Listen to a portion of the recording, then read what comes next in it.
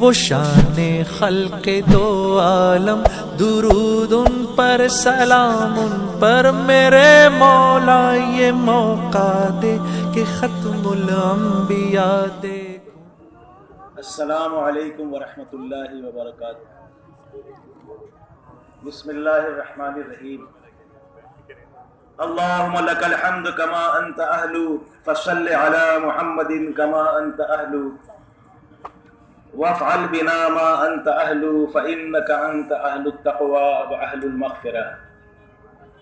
الحمد للہ وحدہ والصلاة والسلام علی من لا نبی بعدہ۔ اعوذ باللہ من الشیطان الرجیم، بسم اللہ الرحمن الرحیم۔ والعصر ان الانسان لفی خسر الا الذین آمنوا وعملوا الصالحات وتواصوا بالحق وتواصوا بالصبر، صدق اللہ العظیم۔ قابل احترام بزرگوں اور دوستوں، پوری کائنات میں پھیلی ہوئی انسانیت، مشرق میں، مغرب میں، سارے بر اعظموں میں جو کوششیں محنتیں کر رہی ہے، وہ ناکامی سے بچنے کے لیے اور کامیاب ہونے کے لیے محنت کر رہی ہے۔ چاہے وہ کسی بھی مذہب کا ماننے والا ہو، کسی بھی دھرم کا چلنے والا ہو، اور کسی بھی بر اعظم کا رہنے والا ہو، اور کسی بھی ملک کا رہنے والا ہو، اور کسی بھی پیشے کا کرنے والا ہو، تاجر ہو، کاشتکار ہو، یا ملازمت کرتا ہو، یا کوئی اور کاروبار کرتا ہو، مرد ہو یا عورتیں ہوں، سب لوگ نقصان سے بچنے کی محنت میں لگے ہیں کہ میں نقصان سے بچ جاؤں، خسارے سے بچ جاؤں اور ناکامی سے بچ جاؤں۔ لیکن جو راستہ لوگوں نے اختیار کیا ہوا ہے، وہ راستہ نہیں ہے جو انہیں ناکامیوں سے، نقصان سے بچا لے۔ تو اللہ پاک نے اپنے کلام میں اپنے بندوں سے خطاب فرمایا ہے کہ اے میرے بندو، میں تمہارا رب ہوں، تمہارا مالک ہوں، خالق ہوں، میں جانتا ہوں تمہاری ناکامی کس میں ہے، تمہاری کامیابی کس میں ہے۔ تو اللہ تعالیٰ خود جو ہے شرطیں بیان کر رہے ہیں کہ اے میرے بندو، چاہے تم کہیں کے بھی رہنے والے ہو اور کسی مذہب کے بھی ماننے والے ہو، تم میری مخلوق ہو، تو تم اگر ناکامی سے بچنا چاہتے ہو اور خسارے سے بچنا چاہتے ہو تو 4 شرطیں پوری کر لو، ہم تم کو ناکامی سے بچا لیں گے۔ تو اس صورت کے اندر اللہ نے اسی مضمون کو بیان فرمایا ہے۔ اہل علم حضرات فرماتے ہیں، امام شافعی رحمۃ اللہ علیہ کا قول ہے کہ اگر پورا قرآن نہ بھی نازل ہوتا اور یہ چھوٹی سی سورت جس کو ہم سورہ والعصر کہتے ہیں، اگر یہ بھی نازل ہو جاتی تو انسانوں کی ہدایت کے لیے کافی تھی۔ اس میں اللہ پاک قسم کھا کے فرما رہے ہیں، حالانکہ اللہ کو قسم کی ضرورت نہیں ہے، پھر بھی اللہ پاک فرما رہے ہیں تاکہ انسان مطمئن ہو جائے اور ساری مخلوق جو اللہ کی پیدا کی ہوئی ہے وہ مطمئن ہو جائے کہ ہمارا مالک اور خالق جب قسم کھا کے ایک بات کہہ رہا ہے، حالانکہ اللہ کو قسم کی ضرورت نہیں ہے، لیکن بندوں کو مطمئن کرنے کے لیے، انسانوں کو سیٹسفائی کرنے کے لیے اللہ تعالیٰ قسم کھا رہے ہیں کہ قسم ہے عصر کے وقت کی، قسم ہے زمانے کی۔ اور نہ صرف یہ کہ قسم کھا کر فرما رہے ہیں، بلکہ انا کا لفظ لا کر اور زیادہ تاکید کر کے، یعنی بلا شبہ، اس میں کوئی شک نہیں ہے، نو ڈاؤٹ، آف کورس، یقیناً، کہ سارے انسان۔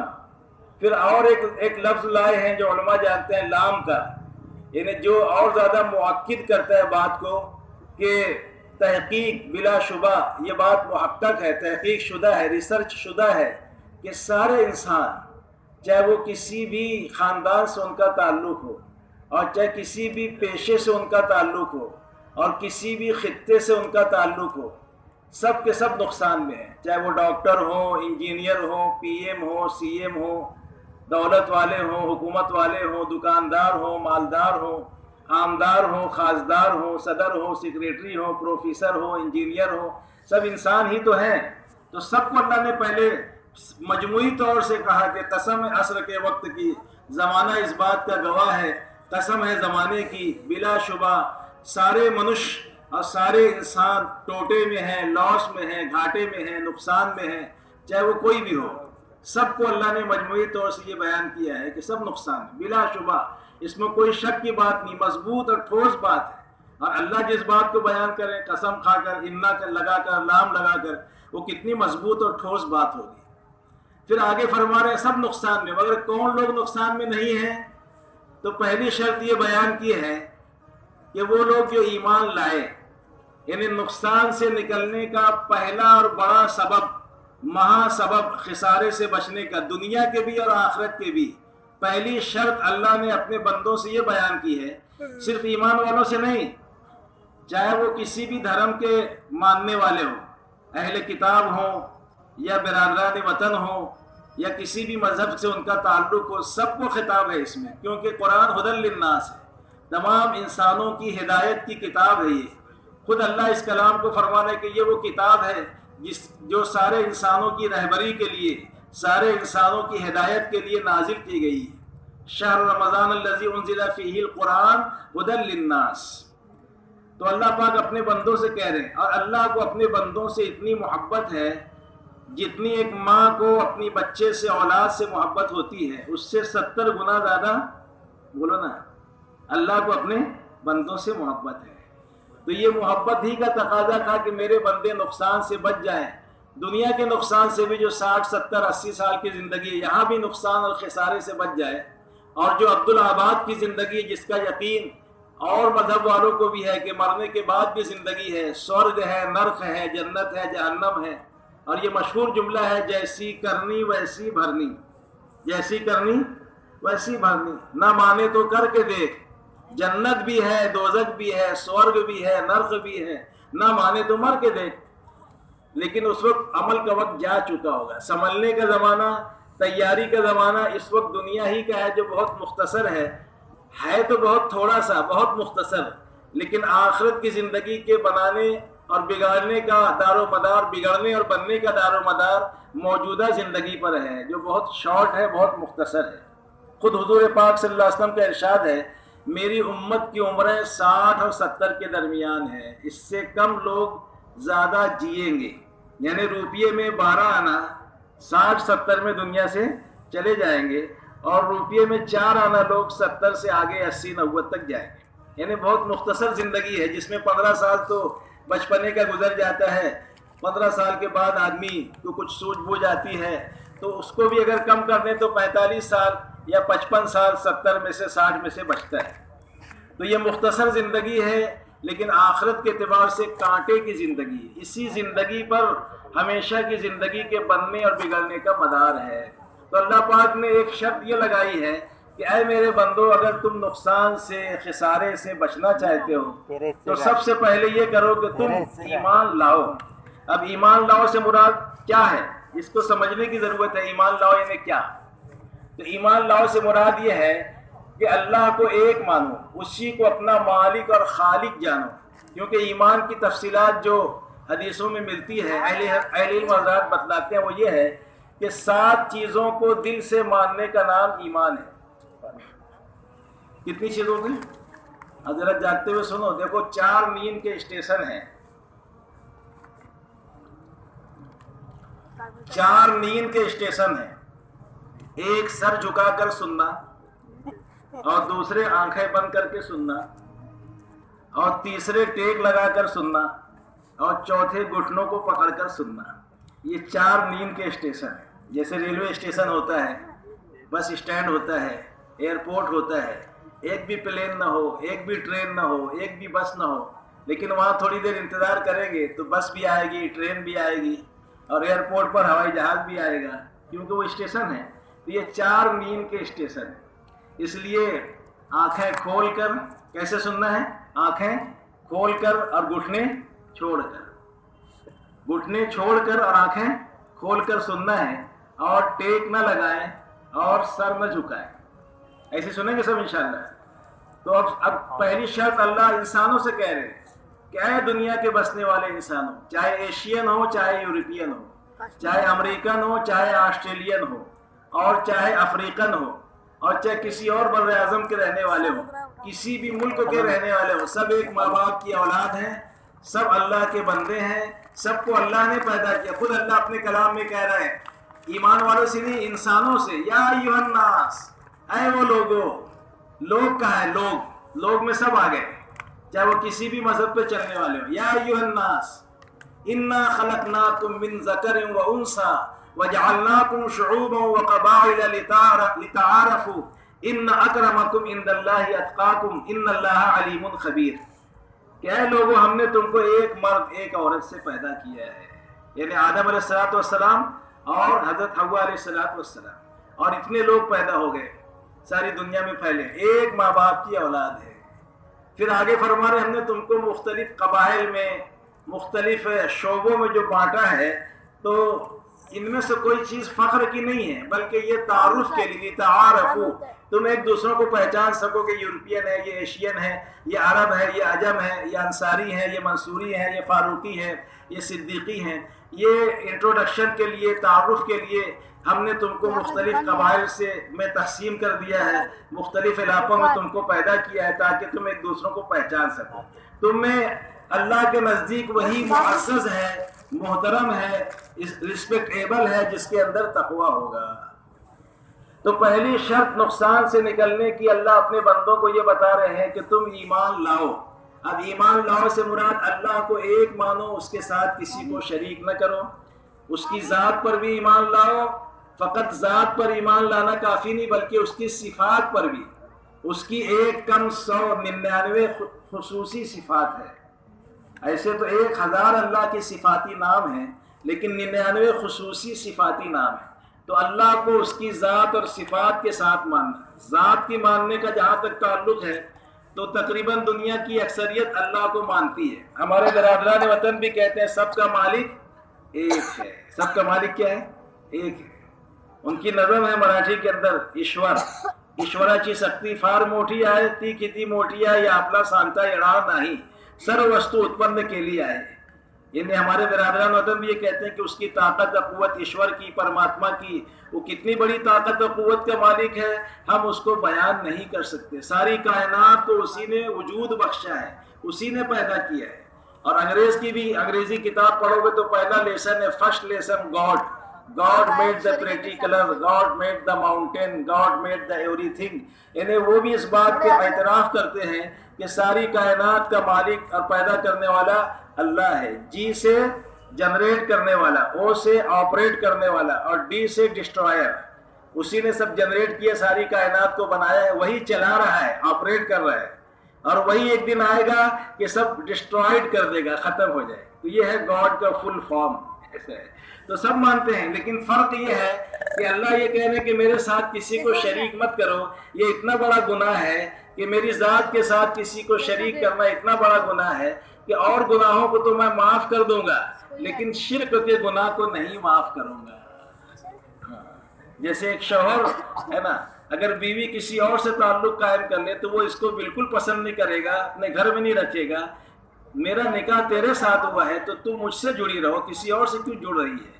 تو اسی طریقے سے اللہ تعالیٰ یہ چاہتے ہیں کہ میرے ساتھ کسی کو شریک مت کرو۔ تو ایمان لانے کا مفہوم یہ ہے کہ اللہ کو ویسا مانو جیسا کہ وہ اپنی ذات اور صفات میں ہے۔ صفات سے مراد وہ خالق بھی ہے، مالک بھی ہے، رزاق بھی ہے، رحمان بھی ہے، رحیم بھی ہے، رازق بھی ہے، قہار بھی ہے، غفار بھی ہے، علیم بھی ہے، سمیع بھی ہے، بصیر بھی ہے۔ اللہ کے 99 صفاتی نام ہیں۔ تو اللہ کو ایک ماننا ہے اس کی صفات کے ساتھ۔ دوسرے فرشتوں پر ایمان لانا، ایک ایسی مخلوق اللہ نے پیدا کی ہے جو نور سے بنائی ہے اللہ نے، وہ نظر نہیں آتے، ان کا وجود ہے۔ جیسے ہوا نظر آتی ہے لیکن اس کا وجود ہے، محسوس ہوتی ہے۔ درد سر میں ہو، جسم میں ہو، نظر نہیں آتا لیکن محسوس ہوتا ہے۔ عقل ہے کہ نہیں؟ بولو، عقل ہے نا؟ ارے بولو، ہے، دکھتی ہے کیا؟ تو ایسی فرشتے ہیں جو اللہ نے پیدا کیے ہیں۔ تو فرشتوں پر ایمان، رسولوں پر ایمان، سیدنا آدم علیہ السلام سے لے کر خاتم الانبیاء، سید الکونین، کالی کملی والے، سنہری جالیوں والے، سبز گنبد کے مکین، وجہ تخلیق کائنات محمد الرسول اللہ صلی اللہ علیہ وسلم تک 1,24,000 انسانوں کی رہبری اور گائیڈنس کے لیے اور صحیح راہ بتانے کے لیے اللہ نے دنیا میں ان کو مبعوث کیا، بھیجا، تاکہ وہ انسانوں کو بتائیں کہ تمہیں کیوں بھیجا گیا ہے، کیا کرنا ہے، کیسی زندگی گزارنا ہے۔ وہ سب سچے تھے، ان کو بھی ماننے کا نام ایمان ہے۔ تو 3 باتیں ہو گئی، اللہ پر ایمان اس کی صفات کے ساتھ، 1 فرشتوں پر ایمان، 3 2 تو بولو نا، 2 اور رسولوں پر ایمان 3 اور کتابوں پر ایمان 4. کہاں جا رہے ہیں؟ تھوڑی دیر اور بیٹھے. اتنا لمبا نہیں کریں گے کہ آپ لوگ گھبرا جائیں. کسی صاحب نے اتنا لمبا بیان کیا کہ سب چلے گئے. ایک اکیلا بیٹھا تھا. تو کیوں نہیں گیا؟ بولے یہ چادر جس پہ آپ بیٹھے ہیں نا وہ میری تھی، اس لیے میں بیٹھا رہ گیا تو میں بھی چلا جاتا. تو آپ گھبراؤ مت. کیوں جا رہے ہو؟ جب اجتماع میں آئے ہیں اپنا جان و مال لے کر تو پھر کیوں جا رہے ہو؟ بلا وجہ مجمع میں انتشار کیوں پیدا کر؟ نفس تو بیٹھنے نہیں دے گا نا. تو بولے گا اٹھ چائے پی کے آ جا، پڑیا کھا کے آ جا. وہ کہاں بیٹھنے دیتا ہے؟ نفس و شیطان تو دونوں دشمن ہیں نا ہمارے. ایک تو بڑی مشکل سے آئے ہیں اور تھوڑی دیر میں جانے لگ جاتے ہیں. تو تھوڑا جم کر بیٹھو. جم کر بیٹھو گے تو مجاہدہ بنے گا. مجاہدے پر ہدایت ہے. جب جو نفس کو کہتے ہیں وہی کرنے لگ جاتے ہیں. اللہ بھی کہہ رہے ہیں کیا ہو گیا تم کو کہ تم اپنے خواہشات نفسانیہ کو اپنا معبود بنا رکھا ہے. اللہ بھی ڈانٹ رہے کیا ہو گیا تم کو کہ تم اپنے اصل مالک کو چھوڑ کر نفسانی خواہشات کو معبود بنا رکھا ہے. اسی کی پرستی تو پوجا کرتے ہو. جو نفس بولتا ہے وہی کرتے ہو. اسی لیے کسی نے کہا کہ نہنگ و اژدہا وہ شیر نر کو مارا تو کیا مارا. نہنگ و اژدہا وہ شیر نر کو مارا تو کیا مارا.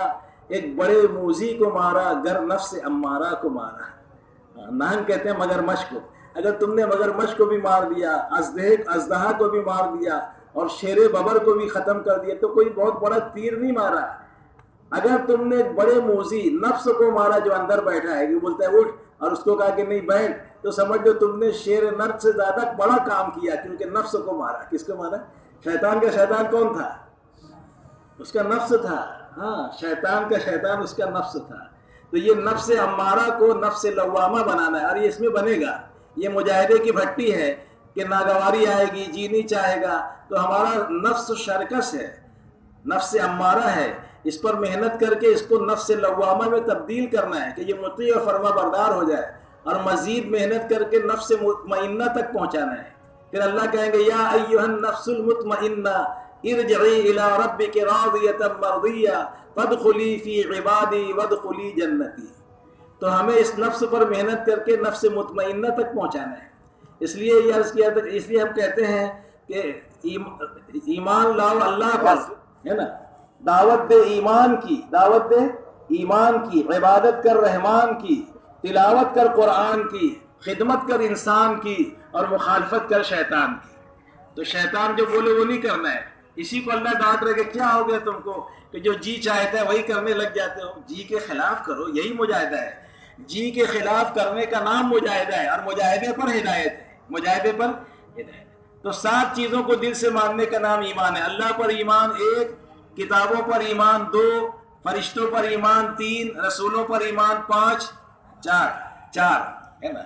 اور تقدیر پر ایمان 5، یوم آخرت پر ایمان 6، اور مرنے کے بعد دوبارہ زندہ ہونے پر ایمان 7. یہ 7 چیزوں کو جو لوگ دل سے مان لیں اسے ایمان والا کہتے ہیں. تو یہاں مراد یہ کہ تم ان 7 چیزوں کو دل سے مان لو تو تم ایمان والے کہلاؤ گے، اور تم 4 آنا نقصان سے نکل جاؤ گے. تو پہلی شرط نقصان سے نکلنے کی، ہم سب کا رب خالق اور مالک سارے انسانوں سے کہہ رہا ہے کہ تم مجھے ایک مانو، میرے ساتھ کسی کو شریک مت کرو، میری ہی عبادت کرو، مجھے سے مدد مانگو، مشکل کشا میں ہوں، اولاد کا دینا نہ دینا میرے ہاتھ میں ہے، سب کچھ میں ہی کرتا ہوں. تم اس بات کو تسلیم کر لو. انتم تخلقونہ ام نحن الخالقون. تم پیدا کرتے ہو کہ ہم پیدا کرتے ہیں؟ چنانچہ دیکھ لیں بہت سو کو ایسا ہے کہ لڑکا ہی لڑکا ہے، ایک لڑکی نہیں پیدا کر سکے. بہت سو کو لڑکیاں ہی لڑکیاں ہیں، ایک لڑکا نہیں پیدا کر سکے. اور بہت سو کو اللہ نے دونوں دیا ہے، اور بہت سو کو دونوں نہیں دیا ہے. تو اللہ بتا رہے ہیں ہم جس کو چاہیں گے لڑکا دیں گے، اور جس کو چاہیں گے لڑکی دیں گے، اور جس کو چاہیں گے دونوں دیں گے، اور جس کو چاہیں گے دونوں نہیں دیں گے. اس میں جلال شاہ کمال شاہ کی مرضی نہیں ہے، اس میں ہماری مرضی. ہم جس کو چاہیں گے دیں گے، جس کو چاہیں گے نہیں دیں گے. تو اللہ پر ایمان لانا یہ ہے پہلی شرط. تو اب ایمان کیسا لانا؟ یہ تو ہو گیا ان چیزوں پر ایمان لانا. تو کس کوالٹی کا، کس گریڈ کا؟ جیسے ہم سب یہ دعویٰ کریں گے کہ یہ 7 چیزوں پر ہمارا ایمان ہے، اور الحمدللہ ہے. نہیں، ایسا نہیں ہے. ہم سب اللہ کو ایک مانتے ہیں. فرشتوں پر بھی ہمارا ایمان ہے، رسولوں پر بھی ہے، کتابوں پر بھی ہے، قیامت کے قائم ہونے پر بھی ہے، تقدیر پر بھی ہے، اور مرنے کے بعد اللہ دوبارہ زندہ کرے گا، حساب کتاب ہوگا، پھر جنت جہنم کا فیصلہ ہوگا. یہ سب ہمارا دعویٰ ضرور ہے، لیکن ابھی ہمارا ایمان اس گریڈ کا نہیں ہے، اس لیول کا، اس سطح کا نہیں ہے جس سطح کا اللہ پاک ایمان اپنے بندوں میں دیکھنا چاہتے ہیں. اس لیے نمونہ اور ماڈل اللہ تعالیٰ نے یہ بیان کیا اپنے قرآن میں کہ ایمان ویسا لاؤ جیسا صحابہ ایمان لائے. وَإِذَا قِيلَ لَهُمْ آمِنُوا كَمَا آمَنَ النَّاسِ. تو یہاں ناس سے مراد علماء نے، مفسرین نے صحابہ مراد لیا ہے کہ اس سے مراد صحابہ ہے. تو ویسا ایمان لانا ہے جیسا صحابہ کا ایمان تھا. اب ہر آدمی دیکھے کہ کیا میرا ایمان اس سطح کا ہے جیسا صحابہ کا تھا. جیسے صحابہ کرام بھی ہمارے جیسے انسان تھے، بیوی بچے تھے، کاروبار تھا، بازاروں میں جاتے تھے، خرید و فروخت تو کرتے تھے، ہنسی مذاق بھی کرتے تھے جیسے ہم بھی کچھ ہنسی مذاق کر لیتے ہیں. لیکن ایمان ان کے دلوں میں پہاڑوں کے جیسا. کیسا تھا؟ ارے بولو نا، پہاڑوں کے جیسا. ایک مرتبہ اس طرح مجمع بیٹھا ہوا تھا، سیدنا عمر رضی اللہ تعالیٰ عنہ گزر رہے تھے اپنے صحابہ کے ساتھ. تو مجمع پر نگاہ ڈالی تو اس میں دیکھا کہ حضرت عثمان غنی رضی اللہ عنہ بھی تشریف فرما ہے. تو ان کی طرف اشارہ کر کے فرمایا کہ اس آدمی کا ایمان ایسا ہے کہ ایک بڑے لشکر پر تقسیم کر دیا جائے تو سب کی نجات کے لیے کافی ہے. ایسا ایمان ہے. یعنی صحابہ ایمان کی ہمالیت. دنیا میں سب سے بڑا پہاڑ کون سا ہے؟ ہمالیہ. 200 کلومیٹر چوڑا اور 1500 کلومیٹر لمبا اور 29,000 فٹ ماؤنٹ ایوریسٹ کی ہائٹ ہے، بلندی ہے. تو اتنا بڑا پہاڑ ہے. تو صحابہ کا ایمان ایسا تھا جیسے ہمالیہ پہاڑ، یعنی مضبوط ایمان، اسٹین لیس اسٹیل، انبریکیبل، مضبوط اور اسٹرانگ ایمان تھا صحابہ کا. ایسا ایمان چاہیے. پھر اس کی علامتیں بتائی گئی. ٹھیک ہے، اگر ہمیں دعویٰ ہے کہ ہم ایمان والے ہیں تو پھر کیسے ہم سمجھیں گے کہ واقعتاً ہم ایمان والے ہیں؟ کیا اس کی سائن ہے، کیا اس کی سمٹم ہے، کیا اس کی علامت ہے، کیا اس کی پہچان ہے؟ کون سے ترازو پر، کون سے اسکیل پر، کون سے کسوٹی پر کس کر ہم دیکھیں گے کہ میرا ایمان مطلوبہ ایمان ہے کہ نہیں جو اللہ چاہتے ہیں؟ جیسے دودھ میں کتنا پانی ہے تو ہیکٹو میٹر ڈال کر دیکھیں گے. ہوائی جہاز ومان کتنی بلندی سے پرواز کر رہا ہے تو بیرو میٹر بتائے گا کہ کتنے ہزار فٹ کی بلندی سے جہاز پرواز کر رہا ہے. اسی طرح کتنے فارن ہائٹ جسم میں، شریر میں بخار ہے تو ڈاکٹری تھرمامیٹر کے ذریعے سے پتہ چلے گا کہ کتنے درجہ حرارت اور کتنے اشاریہ بخار ہمارے اندر ہے تو ڈاکٹری تھرمامیٹر بتائے گا. تو ہر چیز کے جانچنے کا ایک آلہ ہے، ایک اسکیل ہے، ایک ترازو ہے جس پر وہ جانچا جاتا ہے. تو ہم بھی اپنے ایمان کو جانچ لیں. جیسے ڈاکٹرز حضرات جو ہے کسی مریض کے دوا دینے سے پہلے تشخیص کرتے ہیں، ڈائگنوز کرتے ہیں کہ کیا بیماری ہے. اور کبھی بیماری کے پتہ نہیں چلتا ہے تو اس کے لیے پھر اگر پیٹ کا مسئلہ ہو تو سونوگرافی کرنے کے لیے کہیں گے، سینے کا مسئلہ ہو تو ایکس رے کرنے کے لیے کہیں گے، ہارٹ کا مسئلہ ہو تو اینجیوگرافی کے لیے کہیں گے، دماغ کا مسئلہ ہو، سر کا تو سی ٹی اسکین کے لیے کہیں گے، بیک بون کا مسئلہ ہے اگر اس کا کیا بولتے ہیں اس کو ریڑھ کی ہڈی کا تو ایم آر کا مسئلہ مشورہ دیں گے تاکہ پتہ چلے کہ بیماری کیا ہے. تو جانچنے کے لیے یہ مشینیں ہیں کہ کیا خرابی جسم کے اندر، کیا باڈی میں خرابی آ گئی ہے، اس کو چیک کیا جاتا ہے. پھر اس کے بعد علاج تجویز کیا جاتا ہے تاکہ صحیح ڈائگنوز ہو سکے اور صحیح علاج ہو سکے، صحیح تشخیص ہو سکے مرض کی اور صحیح دوا مریض کو پہنچے تاکہ اس کی تکلیف دور ہو جائے. تو ہم اپنے ایمان کو بھی جانچیں، کہیں ایسا نہ ہو جسے میں ہیرا سمجھ رہا ہوں اور کانچ کا ٹکڑا ثابت ہو.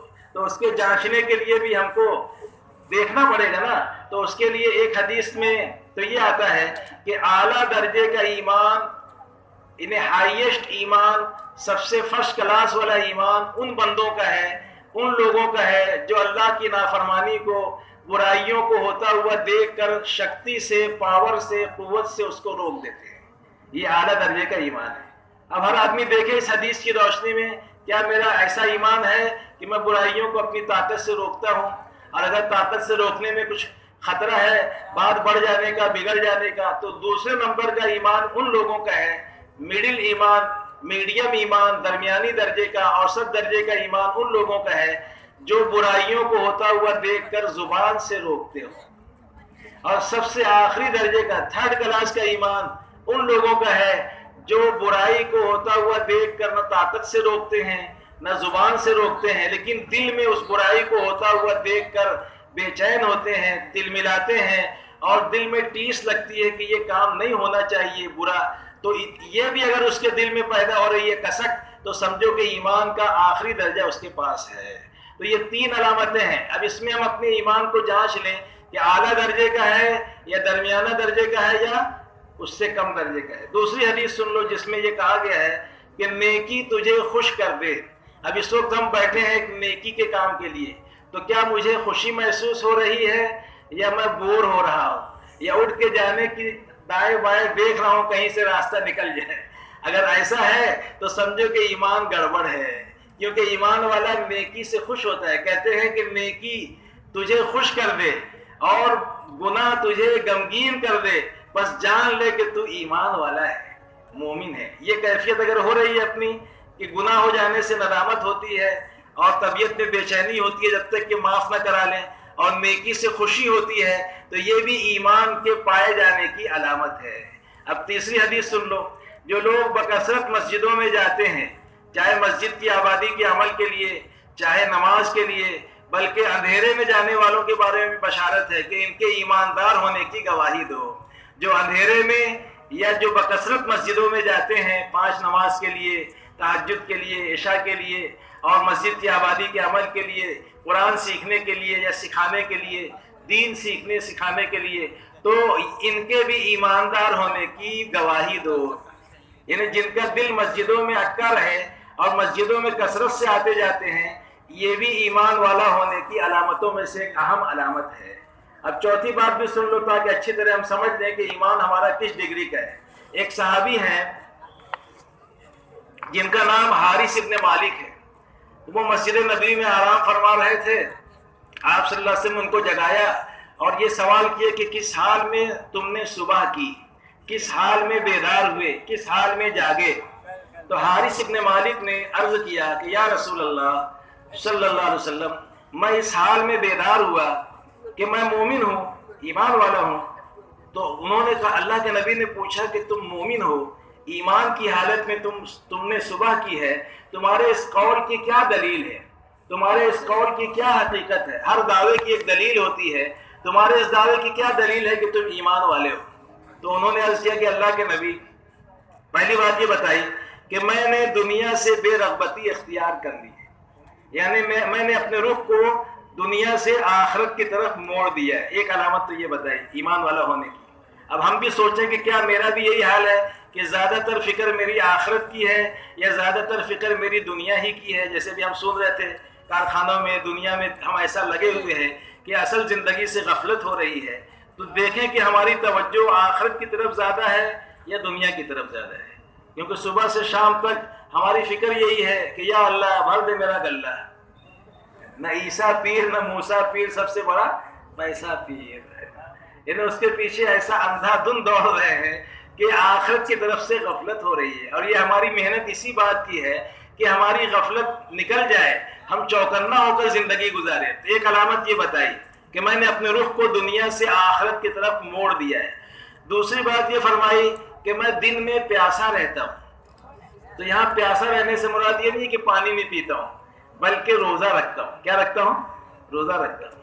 اور اس سے مراد صرف فرض روزے نہیں ہیں، فرض روزے تو عموماً سارے ایمان والے، سارے مسلمان رکھتے ہیں، لیکن یہاں مراد پیاسا رہنے سے یہ ہے کہ نفلی روزوں کا بھی اہتمام کرتا ہوں۔ جیسے شوال میں 6 روزے ہیں جس کو ہم عیدی روزے کہتے ہیں۔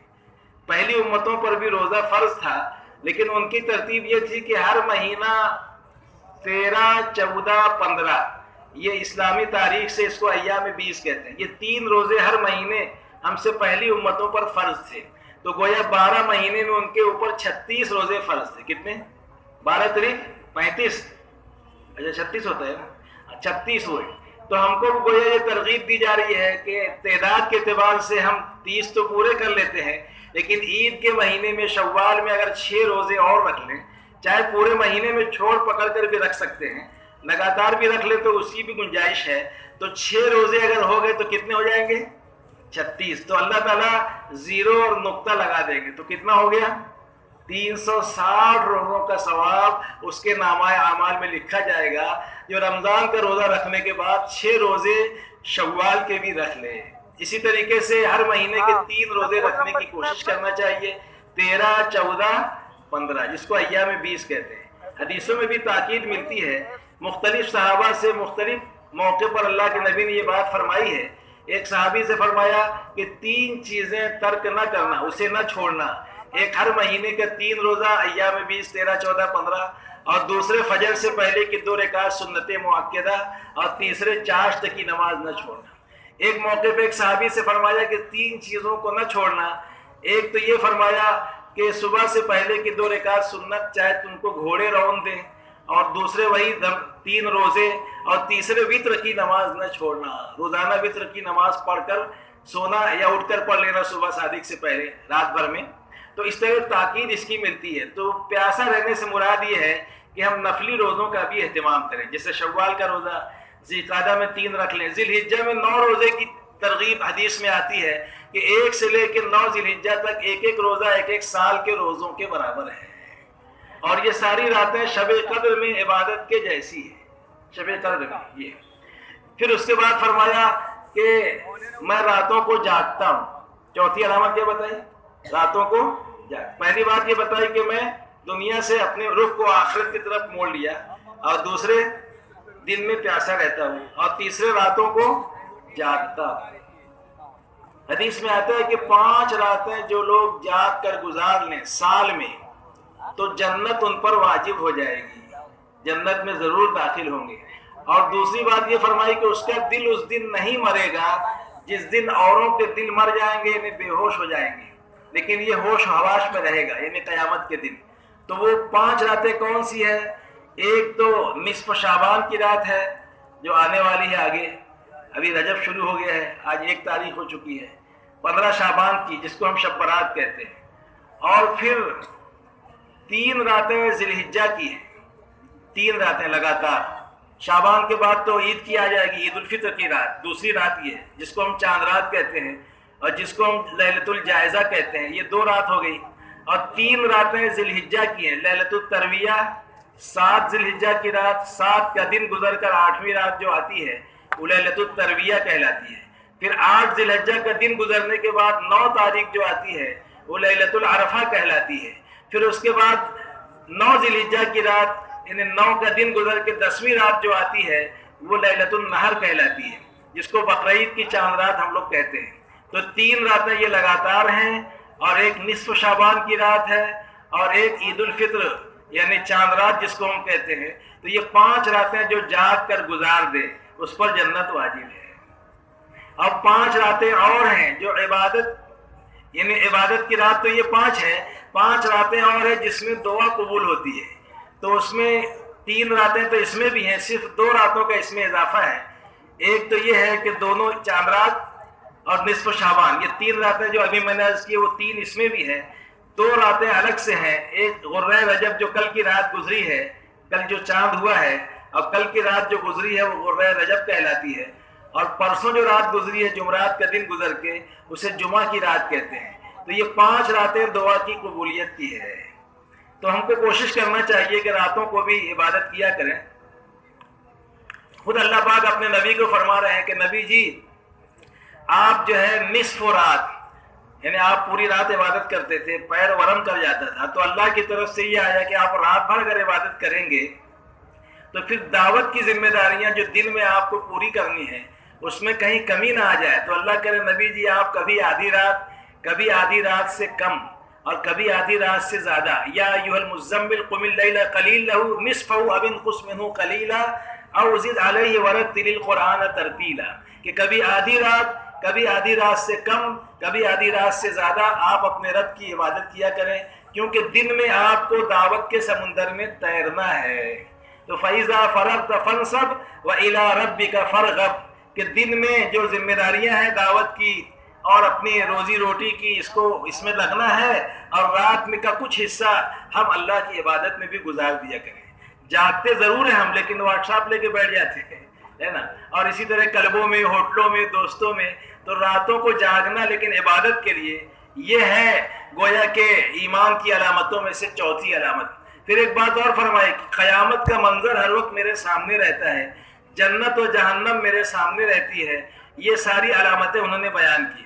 تو ان باتوں کو سننے کے بعد حضور پاک صلی اللہ علیہ وسلم نے حارث ابن مالک سے فرمایا کہ حارث، تیرا دل ایمان کے نور سے روشن ہو چکا ہے، تو اس پر قائم رہنا۔ تو اب ہم جانچ لیں کہ کیا میری بھی یہ کیفیت ہے؟ میں راتوں کو جاگتا ہوں، دن میں پیاسا رہتا ہوں، آخرت کا دھیان، قیامت، جنت جہنم کا تصور میرے سامنے ہوتا ہے۔ یہ چیزیں اگر ہیں تو ایمان والا ہونے کی یہ علامتیں بتائیں گی۔ ایک اور بات سن لو، اس کے بعد اگلی بات عرض کریں گے کہ ایک وقت اللہ کے نبی کی خدمت میں حاضر ہوا جس میں 7 لوگ تھے، 7 احباب پر مشتمل احباب تشریف لائے آپ کی خدمت اقدس میں۔ تو اللہ کے نبی نے ان سے پوچھا تم لوگ کون ہو، کیا ہو، کہاں سے آئے ہو؟ کوئی قافلہ آیا تھا مدینہ منورہ میں، ان سے پوچھا کون ہو آپ لوگ؟ تو ان لوگوں نے کہا آپ ذرا کھول لیں، دیکھو یہ تو ایسا ہے کہ نیند تو آئے گی، سکینہ بھی نازل ہوتی ہے نا، اور مریم بھی نازل ہو رہی ہے ایسا لگتا ہے، اس لیے نیند آ رہی ہے۔ تو ذرا جاگتے ہوئے سنو، جو جاگت ہے وہ پاوت ہے، جو سوت ہے وہ قوت ہے۔ تو سوتے ہوئے سنیں گے سب انشاءاللہ، انشاءاللہ بولو۔ تو ان لوگوں نے کہا کہ ہم سب ایمان والے ہیں۔ تو اب سنو ایمان والا کسے کہتے ہیں۔ پہلی شرط نقصان سے نکلنے کی ایمان لانا ہے۔ ذرا تفصیل سے اس لیے عرض کر رہا ہوں کہ اچھی طرح سمجھ میں آ جائے کہ ایمان لانا کسے کہتے ہیں اور ایمان کی کیفیات کیا ہوتی ہے اور ایمان والے کے اوصاف کیا ہوتے ہیں، تاکہ اس کی روشنی میں ہم اپنے آپ کو جانچ لیں اور اس دھوکے سے نکل جائیں کہ کہیں ایسا نہ ہو کہ میں اپنے کو ایمان والا تو سمجھ رہا ہوں لیکن ویسا ایمان میرے پاس نہیں ہے جیسا اللہ چاہتے ہیں۔ چنانچہ ان ساری چیزوں سے ایمان والا کسے کہتے ہیں، اس کی تصدیق ہوتی ہے، اس میں ہم اپنے آپ کو پرکھ سکتے ہیں، جانچ سکتے ہیں۔ تو ان لوگوں سے بھی یہی پوچھا اللہ کے نبی نے، جب انہوں نے کہا ہم ایمان والے ہیں تو کہا تم ایمان والے ہو تو تمہارے ایمان والے ہونے کی کیا دلیل ہے، کیا پروف ہے، تمہارے اس دعوے کی کیا حقیقت ہے، کیونکہ ہر قول کی ایک حقیقت ہوتی ہے، ہر دعوے کی ایک دلیل ہوتی ہے۔ تو ان لوگوں نے کہا کہ 15 خصلتیں ہمارے اندر ہیں جس کی بنیاد پر ہم اپنے آپ کو ایمان والا کہتے ہیں۔ کتنی خصلتیں؟ 15۔ بولے وہ کیا ہیں؟ تو اس وقت عرض کیا کہ اللہ کے نبی 5 چیزوں پر ہمارا ایمان ہے، 5 چیزوں پر ہمارا عمل ہے، اور 5 چیزیں ہمارے اندر زمانے جہالت سے ہیں۔ اسلام لانے سے پہلے بھی ہم اس پر عمل کرتے تھے، اسلام لانے کے بعد بھی اس پر عمل کر رہے ہیں۔ اگر آپ کہیں گے کہ وہ 5 باتوں کو چھوڑ دو تو چھوڑ دیں گے، اور آپ کہیں گے کہ نہیں وہ اچھی باتیں ہیں اس پر عمل کرتے رہو تو ان 5 باتوں پر بھی عمل کرتے رہیں گے۔ تو پھر اللہ کے نبی نے کہا وہ 5 چیزیں کیا ہیں جس پر تمہارا ایمان ہے؟ تو انہوں نے کہا ہم اللہ کو ایک مانتے ہیں، اس کے ساتھ کسی کو شریک نہیں کرتے، ہمارا اللہ پر ایمان ہے۔ اور دوسرے ہم جو ہے فرشتوں پر ہم ایمان لائے، فرشتوں کو مانتے ہیں کہ ان کا وجود ہے، رسولوں پر ایمان لائے، کتابوں پر اور یوم آخر پر۔ 5 چیزوں پر ہمارا ایمان ہے، اللہ پر، فرشتوں پر، کتابوں پر، رسولوں پر اور قیامت کے قائم ہونے پر۔ یہ 5 باتیں بتائی۔ اس کے بعد فرمایا کہ 5 چیزوں پر ہمارا عمل ہے۔ یہاں پر گواہی دینے کو بھی عمل شمار کیا۔ بولے پہلا عمل ہمارا یہ ہے اشہد ان لا الہ الا اللہ وحدہ لا شریک لہ واشہد انک رسول اللہ، کیونکہ آپ حاضر تھے اس لیے یہ کہا کہ واشہد انک، یعنی آپ سچے رسول ہیں۔ بولے ہم اس بات کی گواہی دیتے ہیں کہ اللہ کے سوا کوئی معبود نہیں جس کی عبادت کی جائے، جس کے سامنے اپنی پیشانی جھکائی جائے، جس کی پرارتھنا کی جائے، جس کی عبادت کی جائے، جس کے سامنے اپنی پیشانی کو ٹیکا جائے۔ تو ہم اللہ کی کو ایک مانتے ہیں، اس کے ساتھ کسی کو شریک نہیں کرتے، اور آپ کو اللہ کا نبی اور رسول جانتے ہیں۔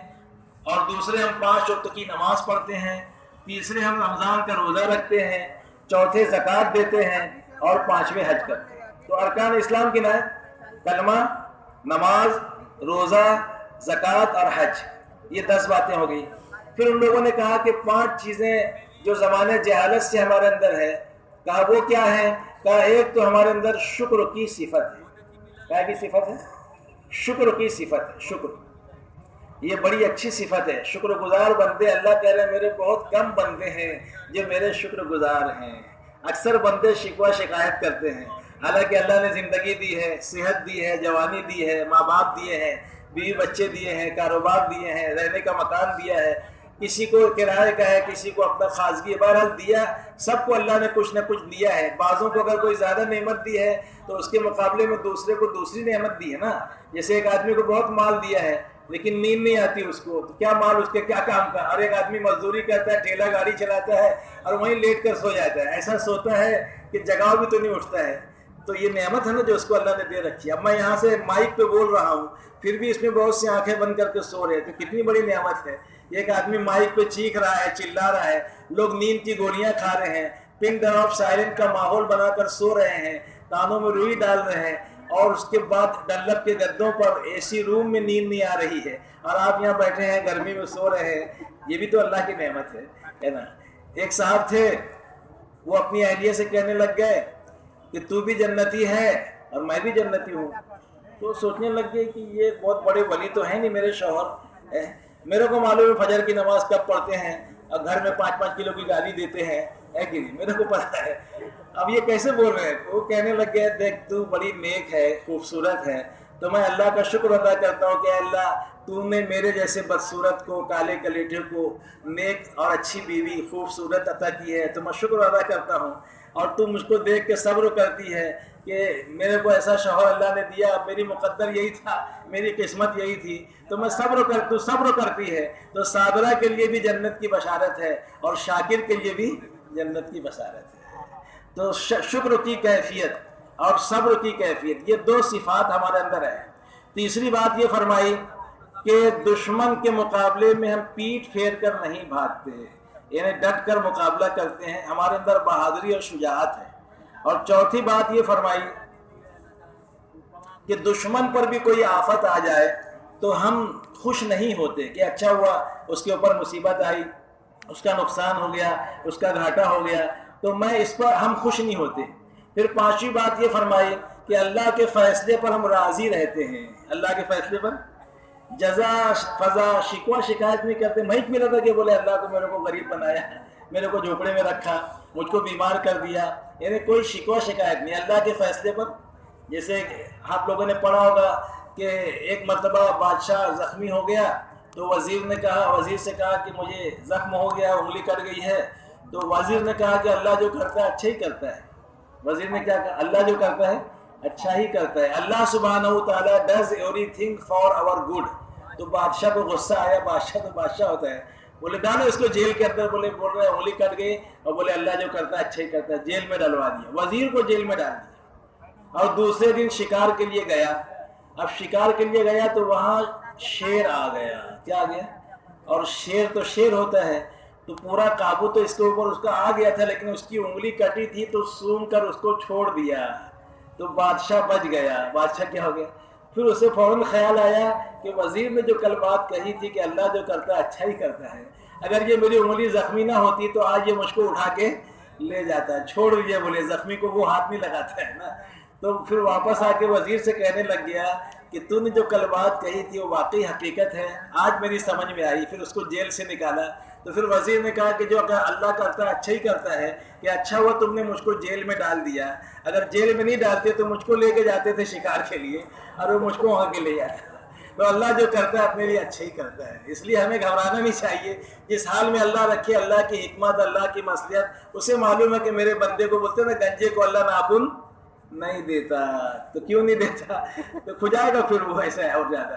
تو اس کے واسطے اللہ جو کرتا ہے اچھا ہی کرتا ہے۔ تو یہ 15 باتیں سننے کے بعد حضور پاک صلی اللہ علیہ وسلم نے فرمایا کہ اگر نبوت کا دروازہ کھلا ہوتا تو قریب تھا کہ تم سب نبی ہوتے۔ یہ 15 خصلتیں ایسی ہیں جو نبیوں والی صفات ہیں۔ پھر اللہ کے نبی نے فرمایا کہ تم سب فقہا ہو اور تم سب ادبا ہو۔ فقہا یعنی دین کی سمجھ اور دین کی فہم اور دین کا علم رکھنے والے ہو، اور تم سب متبع سنت ہو یعنی دین پر چلنے والے ہو۔ 2 سرٹیفکیٹ دربار رسالت سے ملا، ایک فقیہ ہونے کا، دین کی سمجھ رکھنے کا سرٹیفکیٹ، اور دوسرے دین پر عمل کرنے کا سرٹیفکیٹ۔ اس کے بعد فرمایا کہ 5 باتیں اس میں اور بڑھا لو۔ کتنی باتیں؟ 5 باتوں کا اس میں اضافہ کر لو۔ نمبر 1، ضرورت سے زائد کھانا جمع کر کے نہ رکھنا۔ ضرورت سے زائد، جیسے آج کل فریج میں ہم لوگ رکھنے لگ گئے، پہلے نہیں رکھتے تھے، تو ضرورت سے زائد کھانا جمع کر کے نہ رکھنا۔ دوسری بات فرمائی کہ ضرورت سے زائد مکان تعمیر نہ کرنا۔ تیسری بات یہ فرمائی کہ اس اللہ کے سامنے کھڑے ہونے سے ڈرو جس کے سامنے کھڑے ہو کر ایک دن اپنی پوری زندگی کا حساب دینا ہے. اور چوتھے اس دنیا سے جی نہ لگاؤ جسے چھوڑ کر ایک دن جانا ہے. بڑے بڑے لوگ آئے مونچھوں پر تاؤ دینے والے، کالر ٹائٹ کرنے والے، ہم چے دیگرے نیست بولنے والے، اکرم پہلوان، گھولو پہلوان، رستم زماں، 30 مارکھا، سکندر و دارا، اکبر اعظم، سکندر اعظم، ہٹلر، مسولینی، ہریش وردن، مستان مرزا، پرانے لوگ جانتے ہوں گے ہے نا، بھیونڈی والے. یہ بڑے بڑے لوگ آئے ہیں اب بڑے بڑے مال بنائے، کیسر و کسرا والے، لال قلعہ بنانے والے، تاج محل بنانے والے، اور قطب مینار بنانے والے، اور شالیمار اور تاشقند باغ بسانے والے، اور انار کلی اور چاندنی چوک کا بازار بسانے والے، اور آگرہ شہر بسانے والے. اور ایسا شعر لکھا ہے لال قلعے پہ آج بھی فارسی میں، جس کا ترجمہ یہ ہے کہ فردوس اگر زمین پر کہیں ہے تو یہی ہے، یہی ہے، یہی ہے. فردوس گر بر روئے زمین است ہمین است ہمین است ہمین است. فردوس اگر زمین پر ہے تو یہی ہے، یہی ہے، یہی ہے. جس میں موتی مسجد سنگ مرمر کی بنی ہوئی ہے، جس میں ایوان عام تھا، ایوان خاص تھا، تخت طاؤس تھا، کوہ نور ہیرا تھا، ہیرے جواہرات تھے، سونے چاندی کے نقش نگار تھے، سرد اور گرم پانی کے غسل خانے تھے. یہ سب چھوڑ کر چلے گئے، سب ٹھاٹ پڑا رہ جائے گا جب لاد چلے گا بنجارا. یا ساکن القصر المعلی ستدفنوا فی التراب، اے اونچے محلوں میں رہنے والے، عنقریب مٹی کے نیچے داب دیا جائے گا. دنیا کا کچھ قیام نہیں، گر ہے کچھ خیال، تو اس سے پہلے بھی اس گھر میں کوئی مقیم تھا. ابھی مولانا کہہ رہے تھے نا کہ یہ عبرت کی جا ہے، تماشا نہیں ہے. تو اس کی تفصیل یہ لکھی ہے مولانا عزیز الحسن، خواجہ عزیز الحسن مجذوب رحمۃ اللہ نے ایک نظم لکھی ہے جس کا نام ہے موت کی یاد. اسے پڑھتے رہنا چاہیے تاکہ آنے والی زندگی کا فکر پیدا ہو. اس میں کہ یہ چند اشعار ہے کہ اجل نے نہ قصرہ ہی چھوڑا نہ دارا، اجل کہتے موت کو، اجل نے نہ قصرہ ہی چھوڑا نہ دارا، اسی سے سکندر صفاتے بہارا، ہر ایک لے کے کیا کیا نہ حسرت سدھارا، پڑا رہ گیا یوں ہی ٹھاٹ سارا، جگہ جی لگانے کی دنیا نہیں ہے. یہ عبرت کی جا ہے، تماشا نہیں ہے. پہلے بچپن نے برسوں تجھ کو کھلایا، پھر جوانی نے آ کے تجھ کو مجنوں بنایا، اب بڑھاپے نے آ کے کیا کیا ستایا. اجل کر دے گی تیرا بالکل صفایا، جگہ جی لگانے کی دنیا نہیں ہے. یہ عبرت کی جا ہے، تماشا نہیں ہے. یہی تجھ کو دن ہے، یہی تجھ کو دن ہے، رہوں سب سے بالا، وہ زینت نرالی وہ فیشن نرالا، جیا کرتا ہے کیا یوں ہی مرنے والا، حسن ظاہر نے تجھ کو دھوکے میں ڈالا، جگہ جی لگانے کی یہ دنیا نہیں ہے. عبرت کی جا ہے، تماشا نہیں ہے. تو سب چھوڑ چھاڑ کے جانا ہے، تو اس دنیا سے جی نہ لگاؤ جسے ایک دن چھوڑ کر جانا ہے. نہ فقیر رہے، نہ وزیر رہے، نہ نبی رہے، نہ ولی رہے، تو ہم کیا رہیں گے؟ سب چھوڑ کے جانا ہے. اس لیے اس دنیا سے جی نہ لگاؤ جسے چھوڑ کر جانا ہے. اور پانچویں اس جنت کی فکر کرو، اس سورگ کی فکر کرو جہاں ہمیشہ رہنا ہے، یعنی اس کی تیاری اسی زندگی میں کر لو. تو یہ 15 باتیں پلس یہ 5 باتیں آپ نے بتائی. تو یہ سب باتیں جو میں نے تفصیل سے عرض کی ہے، اس کی روشنی میں ہر آدمی اپنی کیفیات کو، اپنے ایمان کو جانچ لے. اگر اس درجے کا نہیں ہے تو اس کی فکر کرنے کی ضرورت ہے کہ یہ ساری کیفیات والا ایمان اور اس سطح والا ایمان میرے قلب کے اندر اتر جائے، اور یہ بغیر محنت کے نہیں آئے گا. اللہ کے نبی جیسے سکھانے والے معلم، امام الانبیاء، ایسا کوئی معلم دنیا میں نہ پیدا ہوا ہے نہ قیامت تک پیدا ہوگا. اور ایسے لوگ بھی اس بوڑھے آسمان میں نہیں دیکھے، نہ پہلے دیکھے نہ آئندہ دیکھے گا انبیاء کے بعد صحابہ کرام کی جماعت کو. تو صحابہ کرام جیسے متعلم، سیکھنے والے 10 سال تک بلکہ 13 سال تک مکی دور میں اور مزید مدنی دور میں بھی اپنے ایمان کی طرف سے بے فکر نہیں ہوئے، موت تک اپنے ایمان کی فکر میں لگے رہے. تو ہمیں کتنا ایمان سیکھنے کی ضرورت ہے. اب دوسری شرط نقصان سے بچنے کے لیے، تو ایمان کی تفصیل ہوئی، اس میں چند باتیں اور سن لیں. ایمان کے بڑھانے کی محنت کیا ہے؟ 4 چیزوں کو خوب کہنا پڑے گا اور خوب سننا پڑے گا. ایک اللہ کی بڑائی، اللہ کیسے بڑے ہیں. ایک اللہ کی قدرت کہ کیسی قدرت والے ہیں. سب کا چہرہ الگ الگ، کسی کا چہرہ کسی سے نہیں ملتا، کسی کی فنگر پرنٹ کسی سے نہیں ملتی، کسی کی آواز کسی سے نہیں ملتی، ہر ایک کی آواز الگ. चाल अलग, चेहरा अलग और पसंद अलग। मन अरफ नफ्सहू फ़क़द अरफ रब्बहू, जो अपने आप को पहचान ले बस वो अपने रब को पहचान सकता है। अपने मन में डूब के पाजा सुरागे ज़िंदगी, तू मेरा नहीं बनता न बन, अपना तो बन। कि हम अपने ऊपर भी गौर करेंगे तो अपने खालिक को, अपने परमात्मा को, अपने ईश्वर को, अपने मालिक को हम पहचान सकते हैं कि कैसा बनाने वाला है। कोई चीज़ बनाना होती है तो उजाला चाहिए, कुशादा जगह चाहिए, लेकिन इंसान ने जो अल्लाह की कुदरत, इंसान को जो अल्लाह की कुदरत का शाहकार है, अल्लाह ने 3 अंधेरियों में पैदा किया। तंग जगह में, माँ के पेट का अंधेरा, छोटी सी जगह, बच्चादानी का अंधेरा वो भी छोटी सी, फिर उसमें वो झिल्ली जिसमें वो परवान चलता है, परवरिश पाता है। 3 अंधेरों में अल्लाह ने अपनी कुदरत से ऐसा बनाया। खुद कह रहा है लक़द ख़लक़नल इंसान फ़ी अहसनि तक़वीम, हमने इंसानों को अच्छे बेहतरीन सांचे में ढाला है, बेहतरीन सांचे में पैदा किया, बड़ा खूबसूरत और हसीन बनाया है कि चाँद की खूबसूरती भी इंसान के हुस्न के सामने माद है, फीकी है। अल्लाह कह रहा है लक़द ख़लक़नल इंसान फ़ी अहसनि तक़वीम, कि कितने बेहतरीन सांचे में अल्लाह ने इंसान को ढाला है। तो उसकी कुदरत को, उसकी वहदानियत को और उसकी बड़ाई को खूब कहना और सुनना, ये ईमान के बढ़ने का, इंक्रीज़ होने का ज़रिया है। और दूसरे वो वाक़यात जो अल्लाह ने कुरान पाक में अंबिया किराम के बयान किए हैं, आदम अलैहिस्सलाम का वाक़या, नूह अलैहिस्सलाम का वाक़या, मूसा अलैहिस्सलाम का वाक़या, इब्राहीम अलैहिस्सलाम का वाक़या, यूनुस अलैहिस्सलाम का वाक़या, और इसी तरीके से शुएब अलैहिस्सलाम का वाक़या, और आद और हूद अलैहिस्सलाम का वाक़या। 26 नबियों का तज़किरा कुरान में मिलता है। तो वो वाक़यात को सुनना, कहना ईमान की तक़वियत का ज़रिया है कि किस तरह अल्लाह ने अपने खासुल खास बंदों की मदद फरमाई। नमरूद के मुकाबले में किस तरह इब्राहीम अलैहिस्सलाम को, फ़िरऔन के मुकाबले में किस तरह मूसा अलैहिस्सलाम को अल्लाह पाक ने कामयाब किया, चमकाया, इज़्ज़त बख्शी, नवाजा। इन वाक़यात को कहना ईमान के बढ़ने का ज़रिया है। तीसरे वो हदीसें जो अभी आपने सुनी है जिसमें ईमान की साइन, ईमान का सिम्टम, ईमान की अलामतें बताई गई हैं, इससे भी अपने ईमान के बढ़ने का ये हदीसें भी ज़रिया है। और चौथी चीज़ ये है कि हम जो है अल्लाह से दुआ भी करें कि अल्लाह ताला वो ईमान मुझे अता फरमा दे जो तू चाहता है। तो एक अल्लाह की बड़ाई को बयान करना, कुदरत और वहदानियत को, बड़ाई को, दूसरे नबियों के वाक़यात, तीसरे सहाबा के वाक़यात, चौथे वो हदीसें जिसमें ईमान की अलामतें बयान की गई है, और फिर अल्लाह से मांगना, और 4 चीज़ों की नफ़ी करना है। अब ईमान हमारा कमाल को पहुँचेगा। वो नफ़ी क्या है? नंबर 1, माबूदान बातिल की नफ़ी। अल्लाह के अलावा जितने भी माबूद हैं, जिनको लोग अपना रब मानते हैं, अपना हाजत रवा, मुश्किल कुशा समझते हैं, वो सब माबूदान बातिल हैं। चाहे वो सूरज हो, सितारे हो, आग हो, पीपल का दरख्त हो, नागन हो, दरिया हो, पत्थर हो, ये सबको लोगों ने अपना माबूद बना रखा है। ये माबूदान बातिल, इसकी नफ़ी कि ये सब मखलूक हैं, मखलूक से कुछ हुआ है ना होगा।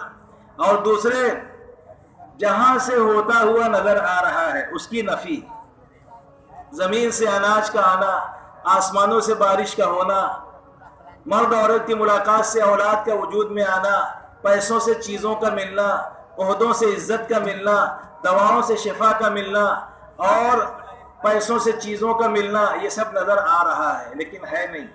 अगर दवाओं में शिफा होती तो भिवंडी में कब्रिस्तान है कि नहीं है? फिर क्यों है कब्रिस्तान? अगर दवा में शिफा होती तो कब्रिस्तान की क्या ज़रूरत थी?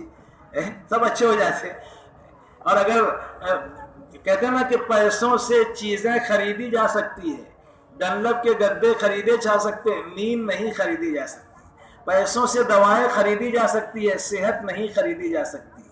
हाँ, ऐसी बहुत सी चीज़ें हैं। तो जहाँ से होता हुआ नज़र आए उसकी नफ़ी। धरती से लेके आकाश तक, तहतुस्सरा से लेके अर्श मुअल्ला तक, और चींटी से लेके जिब्राईल अलैहिस्सलातु वस्सलाम तक, और ज़र्रे से लेके आफ़ताब तक, और कतरे से लेके दरिया तक, और तिनके से लेके हिमालय पहाड़ तक, और बर्र से लेके बहर तक, और जिन्न से लेके इंस तक, और डॉक्टर की गोली से ओटी ऑपरेशन थिएटर तक, और बंदूक की गोली से मशीन गन तक, और स्कड मिसाइल से लेके पेट्रियट मिसाइल तक, और F-16 से लेके F-20 B-52 बम्बार तैयारों तक, और लोअर पावर से लेके सुपर पावर तक, और पुलिसमैन से लेके DIG कमिश्नर और कलेक्टर तक, और चपरासी से लेके वजीर आजम तक, PM और CM तक, और इसी तरीके से مشرق سے لے کے مغرب تک، اور شمال سے لے کے جنوب تک، اور اتر سے لے کے دکھن تک، اور پورب سے لے کے پچھم تک، اور جو نظر آ رہا ہے وہ اور جو نظر نہیں آ رہا ہے وہ کسی سے کچھ نہیں ہوتا. لا الہ الا اللہ، اس کا نام ایمان ہے. ساری کائنات کی نفی، جو کچھ ہوا اللہ کے کرنے سے ہوا، آئندہ بھی جو ہوگا اللہ ہی کے کرنے سے ہوگا، اور ابھی جو کچھ ہو رہا ہے اللہ ہی کے کرنے سے ہو رہا ہے. ایٹم سے وہ ہوگا جو اللہ چاہیں گے، راکٹ سے وہ ہوگا جو اللہ چاہیں گے، سپر پاور سے وہ ہوگا جو اللہ چاہیں گے. سب اللہ کے سامنے مکڑی کا جالا ہے. کیا ہے؟ مکڑی کا جالا. تو جہاں سے ہوتا وہ نظر ہے اس کی نفی. اور تیسری چیز، ہم سے پہلے جو قومیں آئی ہیں ان کے غلط یقین کے یقین کا انکار. کسی کا غلط یقین اکثریت پر تھا کہ ہم اکثریت میں ہوں گے، میجورٹی میں ہوں گے تو کامیاب ہو جائیں گے. اللہ نے اس یقین کو غلط ثابت کر دیا. نوح علیہ السلام کے ماننے والے مائنارٹی میں تھے، ایمان والے، اور جو ایمان نہیں لائے وہ میجورٹی میں تھے. اللہ نے بتا دیا قیامت تک کہ مائنارٹی میں ناکامی سمجھنے والوں کو اور اکثریت میں کامیابی کا یقین رکھنے والوں کو چیلنج کر دیا کہ اکثریت میں کامیابی ہوتی تو قوم نوح کامیاب ہو جاتی، دولت میں کامیابی ہوتی تو قارون کامیاب ہو جاتا، وزارت میں کامیابی ہوتی تو حامان کامیاب ہو جاتا، حکومت میں کامیابی ہوتی تو نمرود اور بخت نصر پوری دنیا کے بادشاہ تھے، وہ ناکام نہیں ہوتے، ہلاک اور برباد نہیں ہوتے. اور باغات میں کامیابی ہوتی تو قوم سبا ناکام نہیں ہوتی. تجارت اور بزنس میں کامیابی ہوتی تو قوم شعیب ناکام نہیں ہوتی. انڈسٹری، صنعت و حرفت میں کامیابی ہوتی تو قوم شعیب ناکام نہیں ہوتی. اور ایم ڈی اور ایم بی بی ایس بننے میں اور لیاقت و صلاحیت و کوالیفائڈ ہونے میں اگر کامیابی ہوتی تو قوم عیسیٰ بہت کوالیفائڈ تھی، سب M B B S, M D, P H D تھے، لیکن وہ سب بھی ناکام اور برباد ہو گئے. اللہ بتا رہے ہیں ان میں سے کوئی بھی چیز کامیابی کے لیے ضروری نہیں ہے، بلکہ کامیابی کے لیے وہ 4 شرطیں جو اللہ نے قرآن میں بیان کی ہے. تو ہم سے پہلی قوموں کے غلط یقین کے یقین کا انکار، یہ 3 نفی ہوئی. کتنی ہوئی؟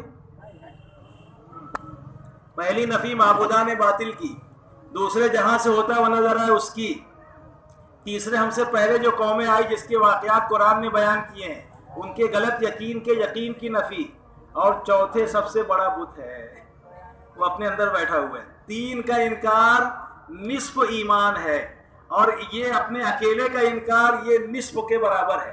مجھ سے بھی وہ ہوگا جو اللہ چاہیں گے، میں کچھ نہیں، میرا کچھ نہیں، مجھ سے کچھ نہیں. تو اپنے آپ کی بھی نفی، یہ چوتھا انکار ہے. اب ہمارا ایمان کمال کو پہنچے گا. تو ایسا ایمان جن کا ہوگا وہ 4 آنا نقصان سے دنیا کے بھی اور آخرت سے بھی نکل گئے، لیکن پھر بھی ابھی 12 آنا یہ نقصان میں ہے جب تک کہ بقیہ وہ 3 شرطیں پوری نہ کریں جس کی قسم کھا کے اللہ تعالیٰ نے بیان کیا ہے. قسم ہے زمانے کی، قسم ہے عصر کے وقت کی، بلا شبہ لا ریب، آف کورس، یقیناً سارے منش، سارے انسان نقصان میں ہیں مگر وہ لوگ جو ایمان لائے. پھر دوسری شرط یہ لگائی ہے کہ فقط ایمان بھی کافی نہیں، اگرچہ ایمان سب سے بڑا فریضہ ہے، سب سے بڑا حکم ہے، ایک نہ ایک دن ایمان کی بنیاد پہ آدمی جنت میں جائے گا، اس کی خوشخبری اور بشارت ہے.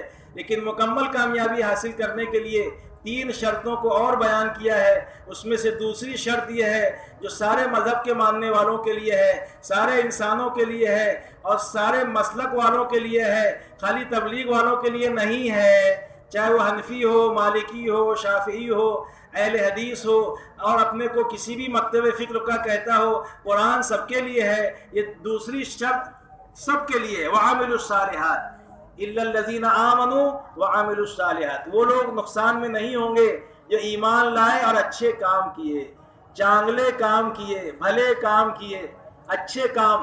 اب اچھے کام کیا ہیں؟ سب سے بڑا اور اچھا کام ایمان کے بعد 5 وقت اللہ کے سامنے جھکنا، 5 وقت کی نماز پڑھنا، یہ سب سے بڑا معروف ہے اور سب سے بڑا عمل صالح ہے. اور عمل صالح کی مزید وضاحت یہ ہے کہ جو کچھ بھی ہم کر رہے ہیں زندگی میں، چاہے اس کا تعلق عبادات سے ہو، چاہے اس کا تعلق معاملات سے ہو، لین دین کاروبار سے ہو، چاہے اس کا تعلق رہن سہن معاشرت سے ہو، چاہے اس کا تعلق مخلوق کے ساتھ سلوک سے ہو، یہ سب کو اس طریقے سے ادا کرنا جیسا اللہ نے حکم دیا ہے اور جس طرح ہمارے نبی نے کرنے کے لیے بتایا ہے، اس طرح یہ سارے کاموں کو آپ کریں گے.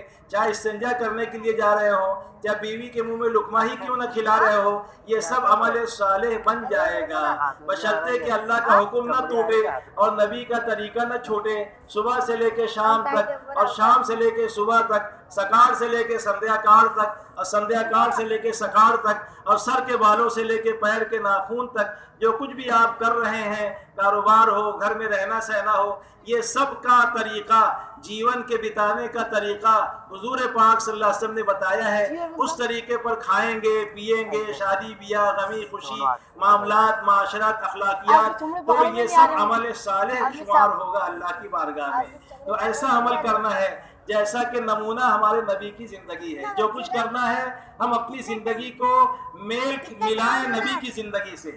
ہمارے لیے آئیڈیل اور نمونہ، اسٹائل آف لائف ہمارے لیے حضور پاک صلی اللہ علیہ وسلم کی زندگی ہے۔ ان کی اتباع کرنا، ان کی پیروی کرنا، یہ سب عمل صالح بنے گا، اور یہ ہمارے لیے نجات سے بچنے کا اور نقصان سے بچنے کا سبب بنے گا۔ اس لیے ہر کام کو سنت پر لانا ہے۔ کس پر لانا ہے؟ کھانا پینا سب سنت پہ۔ سنت کے راستے جنت کے راستے۔ کہتے ہیں راستہ سیدھی یہ سڑک ہے، راستہ سیدھی یہ سڑک ہے، اس میں کوئی کھٹکا نہیں، آج تک کوئی رہرو اس میں بھٹکا نہیں۔ سرل یہ مارگ سورگ تک جاتا ہے، نیٹ یہ راستہ، سیدھا یہ راستہ پیراڈائز تک جاتا ہے۔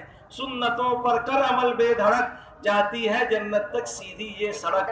یہ سیدھا راستہ جنت میں جاتا ہے، سنتوں والا راستہ۔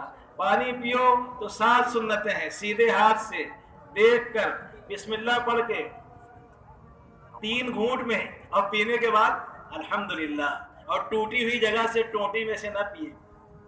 مسجد میں آئے 5 سنتیں ہیں، مسجد سے نکلیں 5 سنتیں ہیں، جمعہ کی 9 سنتیں ہیں، عیدین کی 13 سنتیں ہیں، نماز کی 51 سنتیں ہیں۔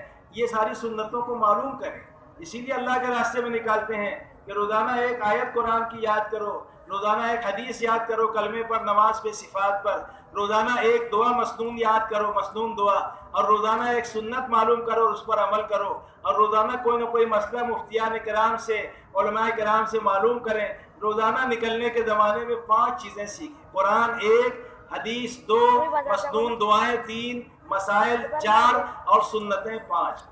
سنتوں پر جو زندگی گزاریں گے اس میں حسن ہے، جاذبیت ہے، کشش ہے، نور ہے، سادگی ہے، حیا ہے۔ سنت کو چھوڑیں گے تو بدعت بن جائے گی، ظلمت ہو جائے گی، بے حیائی ہو جائے گی، فضول خرچی ہو جائے گی، اور تعیش آ جائے گا، کیونکہ سنت کے راستے جنت کے راستے ہیں، یہ سیدھا جنت تک جاتا ہے۔ اس کے علاوہ جتنے راستے ہیں وہ سب جہنم کی طرف لے جانے والے ہیں۔ جنت میں جانے کا ایک ہی راستہ ہے، سالڈ، سندر، مضبوط، ٹکاؤ، پائیدار، چانگلا، پدشیر، ایک ہی راستہ ہے۔ there is not other way except the way of Prophet Muhammad صلی اللہ علیہ وسلم۔ کوئی راستہ نہیں جنت میں جانے کا سوائے اس راستے کے جو خاتم الانبیاء اللہ کی طرف سے لے کر آئے۔ 4 بڑے فائدے ہیں۔ پہلا فائدہ، دین پر اللہ استقامت دیں گے۔ دوسرا فائدہ، روزی میں برکت دیں گے۔ تیسرے، اغیار کے دلوں میں، نافرمانوں کے دلوں میں، فاسقین کے دلوں میں اللہ رعب اور دبدبہ اور ہیبت ڈالے گا۔ اور چوتھے، اپنوں کے دلوں میں پیار اور محبت ڈالے گا۔ 4 انعام سنتوں پر چلنے والوں کے لیے حدیث میں خبر دی گئی ہے۔ دین پر استقامت 1، روزی میں برکت 2، اور تیسرے جو ہے اپنوں کے دلوں میں محبت 3، اور چوتھے غیروں کے دلوں میں رعب، دبدبہ، ہیبت۔ اللہ تعالیٰ نے اپنے نبی حضرت محمد صلی اللہ علیہ وسلم کو 8 باتیں ایسی عطا فرمائی ہے جو کسی نبی کو نہیں عطا فرمائی۔ یہ شرف محمد الرسول اللہ صلی اللہ علیہ وسلم کو اللہ نے عطا فرمایا۔ ایسے نبی اللہ نے ہم کو دیے جن کے بارے میں آتا ہے کہ حسن یوسف دم عیسیٰ، حسن یوسف دم عیسیٰ ید بیدا داری، آنچ خوباں ہما دارت تنہا داری۔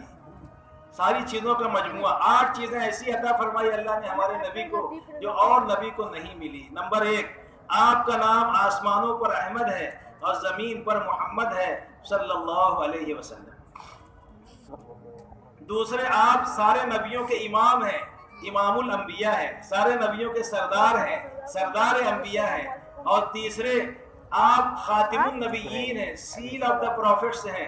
اب آپ کے بعد دنیا میں قیامت تک کوئی نبی نہیں آئے گا، آپ کی رسالت قیامت تک کے چلے گی۔ کوئی دعویٰ کرے گا تو وہ جھوٹا نبی ہے، 30 جھوٹے نبی پیدا ہوں گے اور وہ سب جھوٹے ہیں، اس کی خبر ہم کو حدیث میں دی گئی ہے۔ ہمارے نبی آخری نبی ہیں، اب کوئی اور نبی اللہ کی طرف سے نہیں اتریں گے، نہیں بھیجے جائیں گے۔ عیسیٰ علیہ السلام قرب قیامت آئیں گے، وہ بھی نئی نبوت کا اعلان نہیں کریں گے، وہ پہلے آ چکے ہیں، آسمان پر اٹھا لیے گئے تھے۔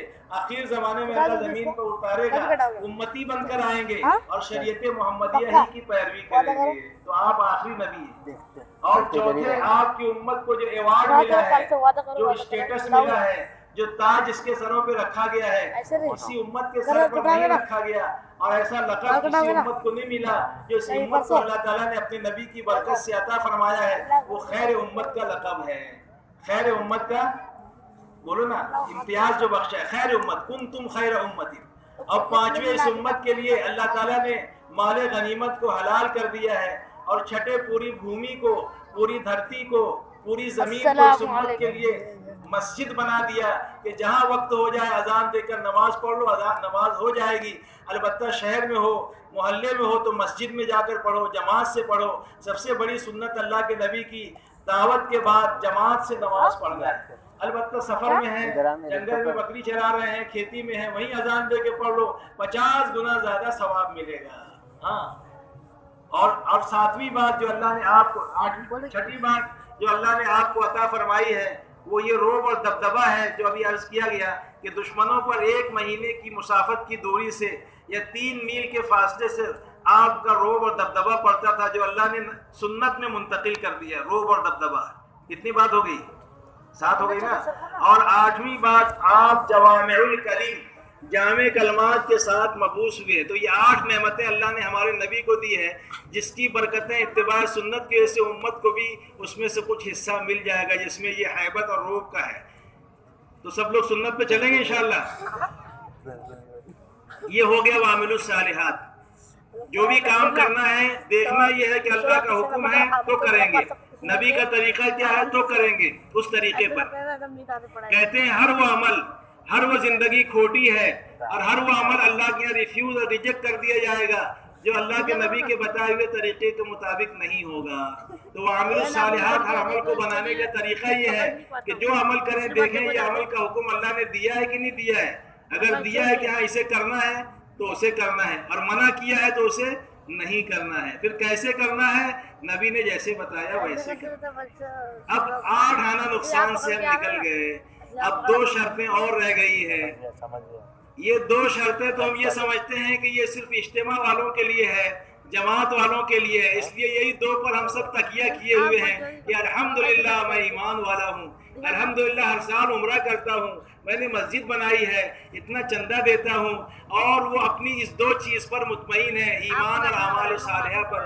جبکہ مفتی محمد شفیع صاحب رحمۃ اللہ علیہ نے معرف القرآن میں والعصر کی تفسیر میں یہ لکھتے ہیں کہ اگر امت نے یہی 2 شرطیں صرف اختیار کی، اور تواصی بالحق اور تواصی بالصبر کو، جو 2 اور شرطیں والعصر میں اللہ نے بیان کی ہے، اگر امت نے اس کو چھوڑ دیا، اس کو ترک کر دیا، تو اس نے اپنی نجات کا دروازہ اپنے اوپر بند کر لیا، شٹر گرا دیا نجات کا۔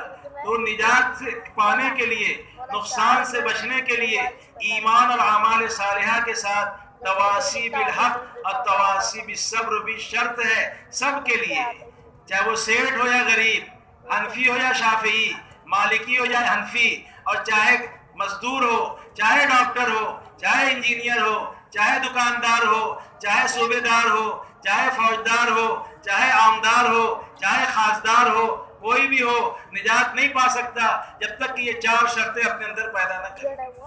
ہاں، اس لیے تیسری شرط یہ بھی لانا پڑے گی کہ یہ 2 باتوں کی طرف لوگوں کو انوائٹ کرنا، بلانا، فہمائش کرنا، سمجھائش کرنا، ترغیب دینا کہ اے لوگوں، تم نقصان سے بچنا چاہتے ہو تو اپنے رب کو ایک مان لو، اللہ پر ایمان لے آؤ اور اچھے کام کرو، اور لوگوں کو بھی اس کی طرف بلاؤ۔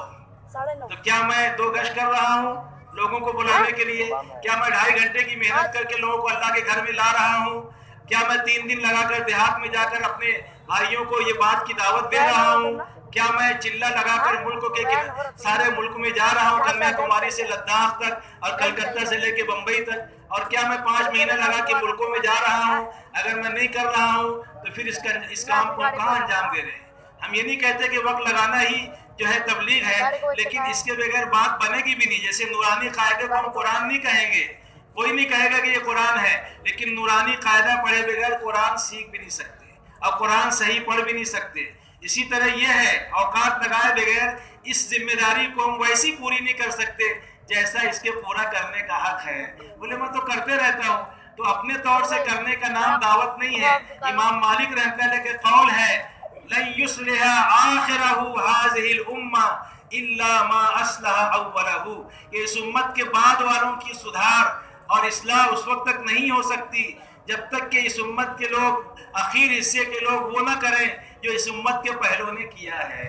یعنی قرن اول میں جس طریقے سے دعوت کی محنت کی ہے اللہ کے نبی نے، صحابہ نے، وہی طریقہ جہد مطلوب ہے. اسی طریقہ جہد پر اللہ کی تائید ہے، اس میں تاثیر ہے، اس میں نور ہے، اس میں مرجعیت ہے.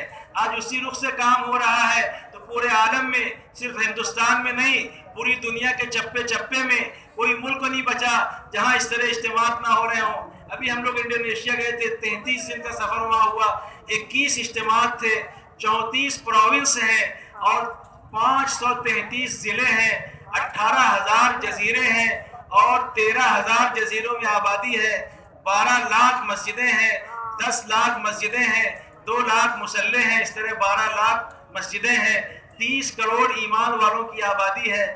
یعنی پوری دنیا میں اجتماعات ہو رہے ہیں. اس طرح مجمع جڑا ہے. 1,500 جماعتیں نکلی 21 اجتماع سے انڈونیشیا میں. تو پورے ورلڈ میں کام ہو رہا ہے. تو یہ کیوں ہو رہا ہے؟ کہ وہ اس طریقے سے کیا جا رہا ہے جس طریقے سے نبی نے اور صحابہ نے کیا. اس کے یہ اثرات ہیں، اس کی یہ تاثیر ہے کہ لوگ امڑ کر متوجہ ہو رہے ہیں اور برادران وطن کو بھی اللہ متوجہ کر رہا ہے. ابھی کئی جگہ اجتماعات میں ہمارے وطن کے بھائیوں نے پورے اجتماع کی جگہ دی. 500 لوگ برادران وطن نے آ کے زمین کی ہمواری کا، صاف صفائی کا، گھاس پھوس صاف کرنے کا کام دیا. پورا اجتماع عبداللہ کا بھی آئے وہاں اور ہمارے برادران وطن جمع ہوئے. اتنی تعداد میں آج تک ہم نے نہیں دیکھا. کہا ہم سے بات کرو، ہم کو بھی بتاؤ، ہم سن سکتے ہیں یہ باتیں تمہاری بڑی اچھی لگتی ہے. اللہ تعالیٰ ان کو بھی متوجہ کر رہا ہے. تو کون سی طاقت ہے؟ وہ نبی کے طریقے کی طاقت ہے. ورنہ محنت تو بہت لوگ کر رہے ہیں، لیکن اتنا بڑا مجمع کا جڑ جانا، ہر اجتماع آنے پہلے اجتماع کو مات کر دے رہا ہے. یہ کیا ہے؟ کروڑوں کے لوگوں کا جڑ جانا، پورے عالم میں لوگوں کا متوجہ ہونا، یہاں تک کہ حکومت کے لوگ بھی وہاں تعاون کر رہے ہیں، ملکوں میں ساتھ دے رہے ہیں، اکرام کر رہے ہیں. ہر جگہ جو ہے اللہ تعالیٰ نے ایک ماحول پیدا کر دیا. اس کی وجہ یہ ہے کہ یہ کام عین حضور پاک صلی اللہ علیہ وسلم اور صحابہ والے طریقہ جہد پر چلایا جا رہا ہے. اس میں اللہ نے اثرات رکھے ہیں. تو آپ یہ کہو کہ کیا ضروری ہے 4 ماہ چلہ لگانا؟ تو اس کا جواب یہ ہے کہ ہمیں اس طریقے سے محنت کرنا ہے جس طریقے سے اللہ کے نبی اور صحابہ نے کیا. وہ طریقہ ہے یہ لوگوں کے پاس جانا، اپنا جان مال لگانا، علاقوں میں جانا. یہ صحابہ کا طریقہ ہے، اولیاء کا طریقہ ہے. آپ اٹھا کر دیکھیں تاریخ کہ صحابہ کرام نے اس پیغام کو لے کر پوری دنیا میں گئے کہ نہیں گئے؟ پھر آپ کو کیوں اشکال ہے دنیا میں جانے سے؟ وہ 4 مہینہ چلنے کے لیے نہیں گئے، انہوں نے قبریں بنائی ہے. اگر آج قبروں کی تشکیل کریں گے تو پھر کیا کہو گے؟ چلو ٹھیک ہے، مت جاؤ چلنا 4 مہینہ اگر تم کو نیا لگتا ہے. تو صحابہ تو قبریں بنائے نا، وہاں گئے تو واپس آئے کیا؟ ارے تاریخ اٹھا کر دیکھو، 1.25 لاکھ صحابہ کرام تھے وہاں. کہاں پر؟ حجۃ الوداع میں 1,24,000. اب تاریخ پڑھو، جاننے والے جانتے ہیں. سیرت اٹھا کر دیکھو. امام مالک رحمۃ اللہ کا قول ہے، کوئی اس بات پر قسم کھا لے کہ 13,000 یا 13,500 صحابہ کرام کی قبریں حجاز مقدس میں ہیں، اس سے زیادہ نہیں ہے، تو اس کی قسم سچی مانی جائے. کتنی؟ 10,000 جنت البقیع میں ہے. کتنی؟ اور 3,500 حجاز مقدس میں. جنت المالا، سعودی عربیہ، حجاز، قرب و جوار، سب ملا کر 13.5. اب بچے کتنے؟ 1,24,000 میں مائنس کرو 13,500. بولو نا، پیسے دے کے پاس ہوئی کیا تھا؟ 1,10,000 بچے. کتنے بچے؟ 1,00,000. کہاں گئے؟ چلہ 4 مہینے میں نہیں گئے. اس پیغام کو لے کر، اس میسج کو لے کر کہ اے لوگو، اے انسانوں، تم دونوں جہاں کی ناکامی سے بچنا چاہتے ہو تو ایمان لاؤ. اچھے کام کرو اور ان دونوں کی لوگوں کو دعوت دو اور اس پر جو حالات آئے وتواصوا بالصبر، صبر کرو. اسی پیغام کو لے کر پورے عالم میں گئے. 36,000 صحابہ کی قبریں اردن کے اندر. 36,000. 30,000 تو تعاون میں شہید ہوئے اور 6,000 اپنی طبعی موت سے انتقال کیا. 7,000 صحابہ کی قبریں ایجپٹ کے اندر ہے، مصر کے اندر. 7,000 صحابہ کی قبریں سیریا ملک شام کے اندر ہے. 700 صحابہ کی قبریں ترکی کے اندر ہے. 75 صحابہ کی قبریں افغانستان کے اندر ہے. 70 صحابہ کی قبریں استنبول کے اندر ہے، قسطنطنیہ کے اندر. 40 صحابہ کی قبریں رشیا کے اندر ہے. 25 صحابہ کی قبریں ہندوستان کے اندر ہے. 15 صحابہ کی قبریں حبشہ کے اندر ہے. 8 صحابہ کی قبریں چائنا کے اندر ہے. 5 صحابہ کی قبریں سوڈان کے اندر ہے. 5 صحابہ کی قبریں پنجگور پاکستان کے اندر ہے. حضرت بلال رضی اللہ عنہ دمشق کے اندر ہیں. حضرت ابو ایوب انصاری رضی اللہ تعالیٰ عنہ قسطنطنیہ کے اندر ہیں. ابو طلحہ رضی اللہ تعالیٰ عنہ بحر روم کے اندر ہیں. عقبہ ابن نافع الجزائر کے اندر ہیں. رویفہ انصاری اور ابو لبابہ عراق کے اندر ہیں. عبداللہ ابن عباس طائف کے اندر ہیں. فضل ابن عباس ملک شام کے اندر ہیں. عبید ابن عباس اردن کے اندر ہیں. معبد ابن عباس یمن کے اندر ہیں. عبد الرحمن ابن عباس ینبو کے اندر ہیں. قسم ابن عباس سمرقند کے اندر ہیں. یہ 11 بھائی کی 11 ملکوں میں قبریں ہیں. زید ابن حارثہ، عبداللہ ابن رواحہ، جعفر ابن ابی طالب، ابو عبیدہ ابن جراح، معاذ ابن جبل، عمرو ابن عاص، شرابیل ابن حسنہ، عبد الرحمن ابن ابو عبیدہ، ان سب کی قبریں اردن کے اندر ہے. سدا ان کو مرغوب سیر و سفر تھا، ہر ایک بر اعظم میں ان کا گزر تھا. تمام چھانا ہوا بحر بر تھا، جو لنکا میں ڈیرا تو بربر میں گھر تھا. گنتے تھے یکساں سفر اور حضر کو، گھر اپنا سمجھتے تھے ہر دشت و در کو. پورے عالم کو کھنگال ڈالا اور اب زمین کے پیون بن گئے. تب جا کر یہ اذان، یہ قرآن بھیونڈی میں، انڈیا میں، یورپ میں، امریکہ میں، فیجی میں، پوری دنیا میں پہنچی ہے. یوں ہی نہیں پہنچی ہے واٹس ایپ کے ذریعے سے، میسج کے ذریعے سے اور بیٹھے بیٹھے بٹن دبا کر نہیں پہنچایا، بلکہ اپنا جان اپنا مال لے کر 4 مہینہ چلانی زندگیاں لگا دی اور وہیں زمین کے پیون بن گئے. تو ہم یہ نہیں کہہ رہے آپ سے کہ آپ 5 مہینہ، یہ نہیں کہہ رہے قبریں بناؤ، بلکہ 5 مہینہ ودیش میں لگا کر آ جاؤ. 40 دن لگا کر ہندوستان سے واپس آ جاؤ. 3 دن اپنے ضلع میں لگا کے واپس آ جاؤ. تو اس پہ ہم بولتے کہاں لکھا ہے؟ جہاں لکھا ہے وہاں پڑھتے نہیں، اور جہاں نہیں لکھا ہے وہاں پڑھتے ہیں. بھائی نکلنا تو 26 مرتبہ اللہ کے نبی نکلے، پڑھتے نہیں نا آپ تو. مدنی زندگی میں 26 مرتبہ نکلے. کبھی احد، کبھی بدر، کبھی ہمراء الاسد، کبھی حنین، کبھی احزاب، کبھی خندق، کبھی غزوہ تبوک، اور کبھی کہاں. تو یہ خالی مرنے مارنے کے لیے نہیں نکلے. پوچھو علماء سے 7 یا 9 جہاد میں ہی صرف قتال ہوا ہے، 7 یا 9. باقی میں بلکہ خندق اتنا بڑا مارکا کہ ساری اتحادی فوجیں جمع ہو گئی، لیکن کوئی خوریزی اس میں نہیں ہوئی. لیکن اس کو بھی غزوہ خندق کہتے ہیں. تو کوئی لڑائی بڑائی کے واسطے نہیں ہوئی، بلکہ وہ تو دعوت دینے کے لیے جاتے تھے. وہ نہیں مانتے تھے شرائط کو، تو پھر معاملہ یہاں تک آتا تھا. وہ تو انتہائی دعوت ہے. ابتدائی دعوت تو یہ ہے کہ جا کر لوگوں کو کہو کہ اے لوگوں ایمان لے آؤ. مارنے مرانے کے لیے نبی نہیں بھیجے گئے تھے کہ لوگوں کو جا کے قتل کرو، ان کا مال لوٹو، ان کی عورتوں کی عزتیں لوٹو. ہمارے دین کی تعلیم ہے ہی نہیں، اس کا نام جہاد ہے ہی نہیں. بلکہ جا کے دعوت دو، اور اگر نہ مانے تو ان سے کہو جزیہ دو، ٹیکس دو. اور یہ بھی نہیں مانے تو 3 دن کا موقع دیتے ہیں، اور خوص کر لو، مشورہ کر لو. اس کے بعد بھی نہ مانے تو پھر میدان میں بلایا جاتا تھا. تو قتال مقصود میں اگر ہوتا تھا، علی نے پوچھا کہ خیبر میں جا کے قتال شروع کر دوں؟ کہا نہیں، بالکل نہیں، بلکہ جا کے دعوت دینا ہے. علی اگر تیری وجہ سے ایک آدمی ہدایت پا جائے تو تیری نجات کے لیے کافی ہے. تو لوگوں کے ذہن میں جہاد کا مطلب مارنا اور مرنا ہے، ایسا نہیں ہے، بلکہ اللہ کے دین کے لیے جانا نکلنا یہ ہے. بعد میں آخر کی بات کبھی ایسی ہوتی تھی رکاوٹ کی، تو پھر اس کے لیے وہ چیز ہوتی تھی. اصل تو ہدایت کی محنت تھی. جوہد سے مراد لوگوں میں چل پھر کر کے محنت کرنا. تو صحابہ قتال کے لیے نہیں نکلتے تھے، اعلیٰ کلمت اللہ کے لیے دنیا میں پھرے ہیں، اور ملکوں میں اللہ نے ان کی وجہ سے دین کو پہنچایا ہے. اس لیے وتواصوا بالحق کا مطلب یہ ہے کہ اپنے جان اور مال کے ذریعے سے ایمان اور اعمال صالحہ کو دنیا میں زندہ کرنے کے لیے ہم قربانیاں دیں، نقل حرکت کریں، یہ مراد ہے. پھر جب یہ کرو گے، اللہ کہہ رہے ہیں کہ یہ 3 کام کرو گے تو پھر اس کے لیے تیار رہنا کہ یہ کام نبیوں اور صحابہ والا ہے. تو کچھ ناگواریاں آئے گی. کیا آئے گی؟ کچھ تکلیفیں آئے گی. جیسے ابھی آپ بیٹھے ہیں 2 گھنٹے سے تو ناگواری ہے پھر بھی بیٹھے ہیں، اتنی دیر بیٹھنے کی عادت نہیں ہے. بعضوں کو مغرب بعد کھانے کی عادت تھی، عشاء بعد کھائیں گے. تو یہ سب ناگواریاں آئے گی.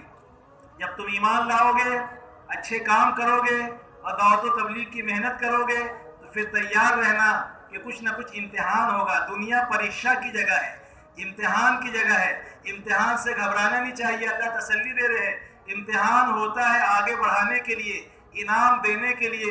بولو آپ کے تھانہ ضلع میں بچوں کا امتحان ہوتا ہے 9ویں والوں کا، تو ان کو 8ویں میں بھیجنا ہوتا ہے نا. بولو 9ویں کا امتحان نہیں کہ تو 8ویں میں جائیں گے، 10ویں میں جائیں گے. آگے بڑھانے کے لیے امتحان ہوتا ہے. اچھی محنت کر کے کوئی طالب علم کامیاب ہوتا ہے تو اس حکومت کی طرف سے اسکالرشپ ملتی ہے. حکومت اس کا خرچہ اٹھا کے آگے بڑھاتی ہے کہ یہ ہونہار طالب علم ہے، یہ آگے چل کے بڑا کام کرے گا، تو گورنمنٹ اس کی مدد کرتی ہے. تو امتحان ہوتا ہے آگے بڑھانے کے لیے، انعام دینے کے لیے. تو امتحان سے مت گھبراؤ. تم دیے بادے مخالف سے نہ گھبرائے عقاب، تم دیے بادے مخالف سے نہ گھبرائے عقاب. یہ تو چلتی ہے تجھ کو اونچا اڑانے کے لیے. حال آئے تو گھبراؤ مت، مال آئے تو اتراؤ مت، اور تقاضا آئے تو اپنے آپ کو بچاؤ مت. تو اللہ کرے جب یہ کام کرو گے تو ناگواری آئے. کیا آئے گی؟ یعنی طبیعت کے خلاف چیز ہے. صحابہ کے اقوال میں ملتا ہے کہ ہم نے ناگواریوں کے پیچھے بڑی خیر پائی ہے. کیا پائی ہے؟ ارے بولو نا. ناگواریوں کے پیچھے. تو ناگواریوں تو گھبراؤ مت. کہتے ہیں نا کہ ہر تکلیف کے بعد کیا ہے؟ راحت ہے. بایزید بستامی رحمۃ اللہ بڑے اللہ والے گزرے ہیں. وہ اپنے مریدین سے کہا کرتے تھے تکلیف کے خوف سے نیکی مت چھوڑ، تکلیف کے خوف سے نیکی مت چھوڑ. تکلیف جاتی رہے گی، نیکی باقی رہے گی. ابراہیم علیہ السلام سے اللہ نے امتحان ضرور لیا کہ اپنے اکلوتے بیٹے پر، جوان بیٹے پر جو ابھی 13 سال کا ہے، زیادہ بڑا بھی نہیں، 10 یا 13 سال کا، اس کے گلے پہ چھری چلا دو. تو چھری چلانے کا حکم تو ہوا، لیکن اللہ تعالیٰ نے چھری نہیں چلوائی. وہ تو امتحان تھا اسماعیل علیہ السلام کا، یعنی باپ بیٹوں کا، ابراہیم علیہ السلام کا. جب چھری چلا دی تو اللہ کی طرف سے یہ مصدع اور یہ خوشخبری ملی کہ قد صدقت الرؤیا، کہ تم نے اپنے خواب کو سچ کر دکھایا. حالانکہ ایسی قربانی بوڑھے آسمان نے کبھی نہیں دیکھی کہ باپ اپنے بیٹے کے گلے پہ چھری چلائے. کشور اعلیٰ میں لرزہ پڑ گیا، عالم بالا میں لرزہ پڑ گیا. 2 مرتبہ آسمان کے فرشتے روئے ہیں. یہ کس موقع پر؟ جس وقت چھری چلائی ہے ابراہیم علیہ السلام نے صاحبزادہ اسماعیل علیہ السلام کے گلے پر. اور ایک جب طائف میں اللہ کے نبی کو پتھروں سے لہو لہان کیا گیا، کئی میل تک شریر بچوں کو آپ کے پیچھے لگا دیا گیا، اس موقع پہ جو شدت کی تکلیف آپ کو پہنچی ہے وہ آپ کی زندگی کی سخت ترین تکلیف ہے. خود آپ کے کہنے کے اور فرمان کے مطابق یہ 2 موقعوں پر فرشتے روئے ہیں. لیکن اللہ خود کہہ رہے ہیں نبی جی ہم تم کو آزمائیں گے. کیوں؟ تم گھبراؤ مت. ہم تم کو مقتدی بنانا چاہتے ہیں، امام بنانا چاہتے ہیں، عزت دینا چاہتے ہیں، بلندی دینا چاہتے ہیں. تو جب تک کہ گزاریں گے نہیں گھاٹیوں سے تو بلندی کیسے ملے گی؟ اس لیے جب یہ 3 کام کرو گے تو 7 گھاٹیاں آئے گی. کتنی؟ کسی پر کم، کسی پر زیادہ. ہم کمزور ہیں، تھوڑا بہت اللہ آزمائیں گے، اس میں ہمیں پورا اور کھرا اترنا ہے. اللہ خود کہتے ہیں قُلْ إِنْ كَانَ آبَاؤُكُمْ وَأَبْنَاؤُكُمْ وَإِخْوَانُكُمْ وَأَزْوَاجُكُمْ وَعَشِيرَتُكُمْ وَأَمْوَالٌ اقْتَرَفْتُمُوهَا وَتِجَارَةٌ تَخْشَوْنَ كَسَادَهَا وَمَسَاكِنُ تَرْضَوْنَهَا أَحَبَّ إِلَيْكُم مِّنَ اللَّهِ وَرَسُولِهِ وَجِهَادٍ فِي سَبِيلِهِ فَتَرَبَّصُوا حَتَّى يَأْتِيَ اللَّهُ بِأَمْرِهِ وَاللَّهُ لَا يَهْدِي الْقَوْمَ الْفَاسِقِينَ. کہ کہہ دیجئے قُلْ إِنْ كَانَ آبَاؤُكُمْ، نبی جی کہہ دیجئے کہ تمہارے باپ، یعنی باپ رکاوٹ بنے گا. بہت سے بیٹے ایسے ہیں جن کے ابا جانے نہیں دیتے، تو اللہ کہہ رہے ہیں تمہارے باپ بھی روکیں گے. تو ڈرو مت بچوں، ابا روکیں گے اللہ کہہ رہے ہیں. ہاں، اور ابا کی اطاعت ضرور کرو، اماں کی اطاعت ضرور کرو، لیکن یہ بھی سن لو، یہ بھی شریعت ہے لا طاعۃ المخلوق فی معصیۃ الخالق. جہاں خالق کی نافرمانی ہوگی وہاں مخلوق کی اطاعت نہیں کی جائے گی، اگرچہ وہ والدین ہی کیوں نہ ہو. سلوک ضرور کریں گے، حق ضرور ادا کریں گے، خدمت ضرور کریں گے، ہر چیز میں اطاعت کریں گے، لیکن اگر ایسا کوئی حکم دے گے ابا جس میں اللہ کی نافرمانی ہو تو اس میں اطاعت نہیں ہے. یہ معلوم کر لینا علماء کرام سے. تو باپ بھی روکیں گے، قُلْ إِنْ كَانَ آبَاؤُكُمْ وَأَبْنَاؤُكُمْ، بیٹے بھی روکیں گے، وَإِخْوَانُكُمْ، بھائی بھی روکیں گے، وَأَزْوَاجُكُمْ، تمہاری عورتیں بھی روکے گی، بیوی ہو یا ماں ہو یا جو بھی گھر کی عورتیں وہ بھی روکے گی، اور تمہارا کٹھم کنبا خاندان بھی روکے گا.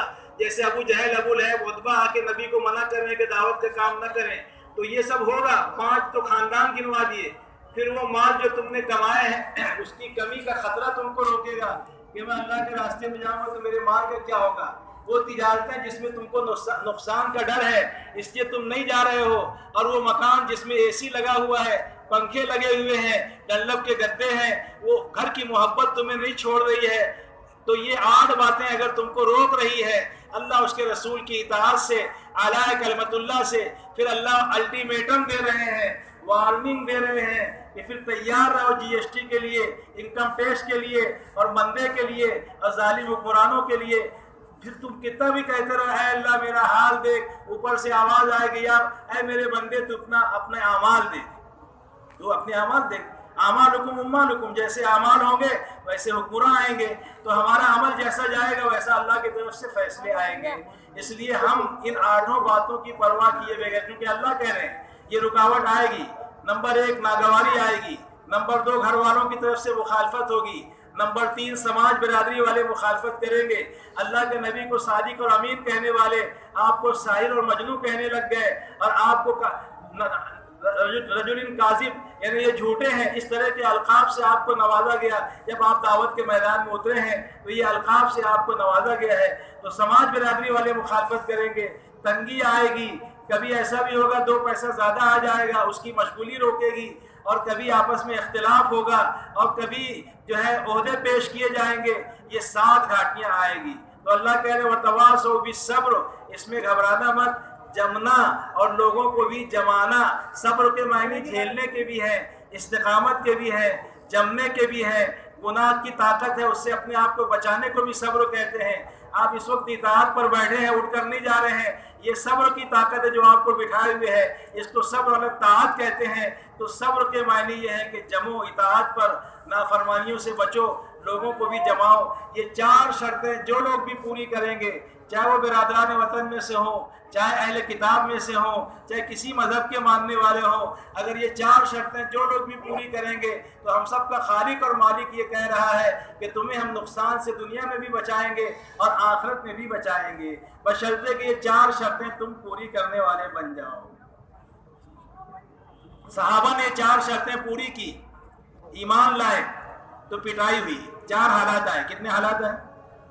پہلا حال پٹائی ہوئی, حضرت بلال کی پٹائی, حضرت خباب بن الارت کی پٹائی, عمار ابن یاسر, حضرت سمیہ, حضرت مصعب ابن عمیر, اور حیات الصحابہ اٹھا کے دیکھیں گے کہ کیا کیا پاپڑ بیلنے پڑے ایمان لانے کے بعد. تو پہلے نمبر پہ پٹائی ہوئی, مار کھاتے رہے. دوسرے نمبر پر 3 سال کا بائیکاٹ ہوا, جدائی ہوئی. اور تیسرے نمبر پر جدائی ہوئی, حبشہ کی ہجرت, پھر دوبارہ حبشہ کی ہجرت, پھر مدینہ منورہ مائیگریٹ ہو کے جانا پڑا, مہاجر کہلائے, مکے سے چھوڑ کر مدینہ گئے. اس حاجی سے پوچھو جو 1 مہینہ رہتا ہے تو کیسا روتے ہوئے آتا ہے. جس نبی کا بچپنا, جس نبی کی جوانی, 53 سال کی عمر جہاں گزری ہے, آپ جب مکہ چھوڑ کر جا رہے تھے تو کیا گزری ہوگی. اللہ تسلی دے رہے کہ ان الذی فرض علیک القرآن لرادوک الی معاد, کہ نبی جی آپ جائیے, تمہارا رب تم کو اصلی وطن بیت اللہ کی طرف لوٹائے گا. آپ کہہ رہے تھے بیت اللہ سے کہ اے اللہ کے گھر, میں تجھ کو نہیں چھوڑتا اگر تیری قوم مجھ کو نہ دکھائے. تو پہلا حال یہ آیا کہ پٹائی ہوئی, دوسرے بائیکاٹ ہوا, تیسرے وطن چھوڑ کر مدینہ, بولو نا, جانا پڑا. وطن چھوڑنا آسان نہیں ہے. 3 وجہ سے ہم سب وطن چھوڑتے ہیں. ایک کسب حلال کے لیے, روزی روٹی کے لیے. بہت سے لوگ یو پی کے بھیونڈی میں آئے ہیں, بمبئی میں آئے ہیں, ہندوستان بھر کے. کیوں آئے ہیں؟ روزی روٹی کا مسئلہ ہے. اور بہت سے ڈگری کے لیے آئے, ڈاکٹر, انجینئر, مفتی, عالم بننے کے لیے. اپنے گھروں کو چھوڑ کر, مدرسے میں, اسکول میں, کالج میں گھر چھوڑ کر ڈگری لینے کے لیے, تعلیم حاصل کرنے کے لیے. اور تیسرے گھر چھوڑتا آدمی علاج کے لیے. کیا کے لیے؟ علاج کے لیے. یہ 3 وجہ سے گھر چھوڑتا ہے, ورنہ گھر چھوڑنے کے لیے مشکل ہوتا ہے. دیکھو ابھی ہم لوگ اجتماع کل سے ہے, لیکن ابھی بھی بہت سے لوگ گھر چھوڑ کے نہیں آئے. کل آئیں گے, کب آئیں گے؟ اور پہلے بھاگیں گے. انہیں گھر چھوڑتا نہیں, سب سے آخر میں آتے, جلدی بھاگتے. تو یہ 3 چیزوں سے گھر چھوڑتا ہے. بلکہ باہر جانے کے بعد بھی دبئی چلے جاؤ, کویت چلے جاؤ, حج میں جاؤ, تو جب اپنے لوگ ملتے ہیں ہندوستان کے تو پوچھتے ہیں وہ دیش سے آنے والے بتا, کس حال میں ہے یاران وطن, کس حال میں ہے کنعان وطن, کیا ابھی بھی وہ چوک پر کباب ملتا ہے, کیا وہاں کی چائے اب بھی ملتی ہے نا. وہ نام لے کے یاد کرتے ہیں اپنا ساتھیوں کو, فلاں کا کیا حال ہے, اور وہ ہوٹل پہ جہاں میں چائے پیتا تھا اس کا کیا حال ہے, اور وہ چوراہے کا کیا, انہیں اس کو ایک ایک چیز یاد آتی ہے. لیکن مجبوری میں چھوڑتا ہے وطن آدمی, وطن کو ہر ایک سے محبت ہوتی ہے, لیکن صحابہ کو وطن چھوڑنا پڑا, اور وہ بھی ایسا وطن جو ام القریٰ ہے, جو ساری دنیا میں سب سے مقدس شہر ہے, جہاں اللہ کا گھر ہو, اس کو چھوڑنا بولے تو دل گردے کی بات ہے. اس کو چھوڑا. یہ 3 حالات آئے, اور چوتھے 10 سال تک ایمرجنسی رہی, ریڈ الرٹ. کیا رہا؟ ریڈ الرٹ 10 سال تک. کبھی بدر, کبھی احد, کبھی ہمرو الاسد, کبھی خندق, کبھی احزاب, کبھی تبوک, کبھی بنو مستلق, اور کبھی فلاں. 26 مرتبہ نکلے, اور 150 مرتبہ صحابہ کو نکلنا پڑا, جو آج ہماری سمجھ میں نہیں آ رہا ہے. نبی نکلے, صحابہ نکلے, اولیاء کرام نکلے. خواجہ معین الدین چشتی اجمیری رحمۃ اللہ علیہ سنجر کے رہنے والے تھے. ایران کا ایک صوبہ ہے شیشتان, اس کا ایک شہر ہے سنجر, وہاں سے مائگریٹ ہو کر 20 سال عراق میں رہے. شیخ عثمان ہارونی کی خدمت میں اپنا تزکیہ کیا, اپنے جو ہے تربیت کی. پھر وہاں سے نبی کا اشارہ ہوا, حکم ہوا کہ ہندوستان جاؤ, اور اجمیر شریف میں پڑاؤ کیا. اور وہاں سے لے کے انگریز مورخ لکھتا ہے کہ ڈھاکہ کا سفر کیا تو 90 لوگ دائرہ اسلام میں داخل ہوئے ہیں. ایک سفر میں اجمیر شریف سے دہلی کا برادران وطن درشن کے لیے آئے. ان کے چہرے کو دیکھ کر کہنے لگے یہ چہرہ جھوٹا نہیں ہو سکتا. بغیر تقریر کے, بغیر پمفلٹ کے, بغیر کتاب کے, بغیر لیکچر کے 60,000 لوگ دائرہ اسلام میں داخل ہوئے. وطن کہاں, دفن کہاں. خواجہ نظام الدین اولیاء اللہ رشیا سے آئے تھے, بخارا سے, بدایوں, پھر بدایوں سے دہلی. ان کی قبر دہلی کے اندر ہے, انہی کے نام سے بستی حضرت نظام الدین نئی دہلی 13 آباد ہے, انہی کے نام سے. اسی طرح بڑے پیر صاحب, ولیوں میں مرتبہ ہے میرے پیران پیر کا, شیخ عبد القادر جیلانی رحمۃ اللہ علیہ, گیلان کے رہنے والے, 600 کلومیٹر دور بغداد میں ان کا روضہ ہے. یعنی وطن کہاں, دفن کہاں. خود ہمارے نبی مکہ مکرمہ میں جائے پیدائش ہے, اور آپ کی آرام گاہ, آپ کا سبز گنبد مدینہ منورہ میں ہے. ابو بکر صدیق مکے کے رہنے والے, اور آپ کی قبر اطہر آپ کے بائیں, آپ کے دائیں طرف ہے. اسی طرح حضرت عمر مکے کے رہنے والے, آپ کی قبر بھی آپ کے قریب میں ہے. حضرت عثمان جنت البقیع میں ہے, حضرت علی کوفہ میں ہے. وطن کہاں, دفن کہاں. اور ابھی آپ نے سنے واقعات, کہاں کہاں قبریں ہیں صحابہ کی پوری دنیا کے اندر. تو قید مقامی تو نتیجہ ہے تباہی, رہ بحر میں آزاد وطن صورت ماہی, ہے ترک وطن سنت محبوب الہی, دے تو بھی ان کے صداقت کی گواہی. ابھی تک اپنا چھوڑنا ہی سمجھ میں نہیں آیا. ڈاکٹر بننے کے لیے گھر چھوڑنا سمجھ میں آیا, بزنس کے لیے گھر چھوڑنا سمجھ میں آیا, پکنک کے لیے, تفریح کے لیے گھر چھوڑنا سمجھ میں آیا, علاج کے لیے گھر چھوڑنا سمجھ میں آیا, اور تبلیغ کے لیے آج تک اچھے پڑھے لکھوں کی سمجھ میں آ ہی نہیں رہا کہ نکلنا بھی ضروری ہے. ہم بھی صحابہ نکلے, اور اولیاء نکلے, اللہ کے نبی نکلے, اور ہم نہیں نکل رہے ہیں. تو ناگواریاں آئے گی, اس میں چلتے رہنا ہے. پھر 4 انعام ملا, 4 حالات سے گزرے, 4 انعام ملا. پہلا انعام یہ ملا کہ اللہ تعالیٰ نے مکہ فتح کر دیا. دوسرا انعام یہ ملا کہ اللہ تعالیٰ نے اسلام کی بالادستی قائم کر دی, فوج در فوج, قبائل کے قبائل. اذا جاء نصر اللہ والفتح ورأیت الناس يدخلون فی دین اللہ افواجا, اللہ نے اسلام کو غالب کر دیا.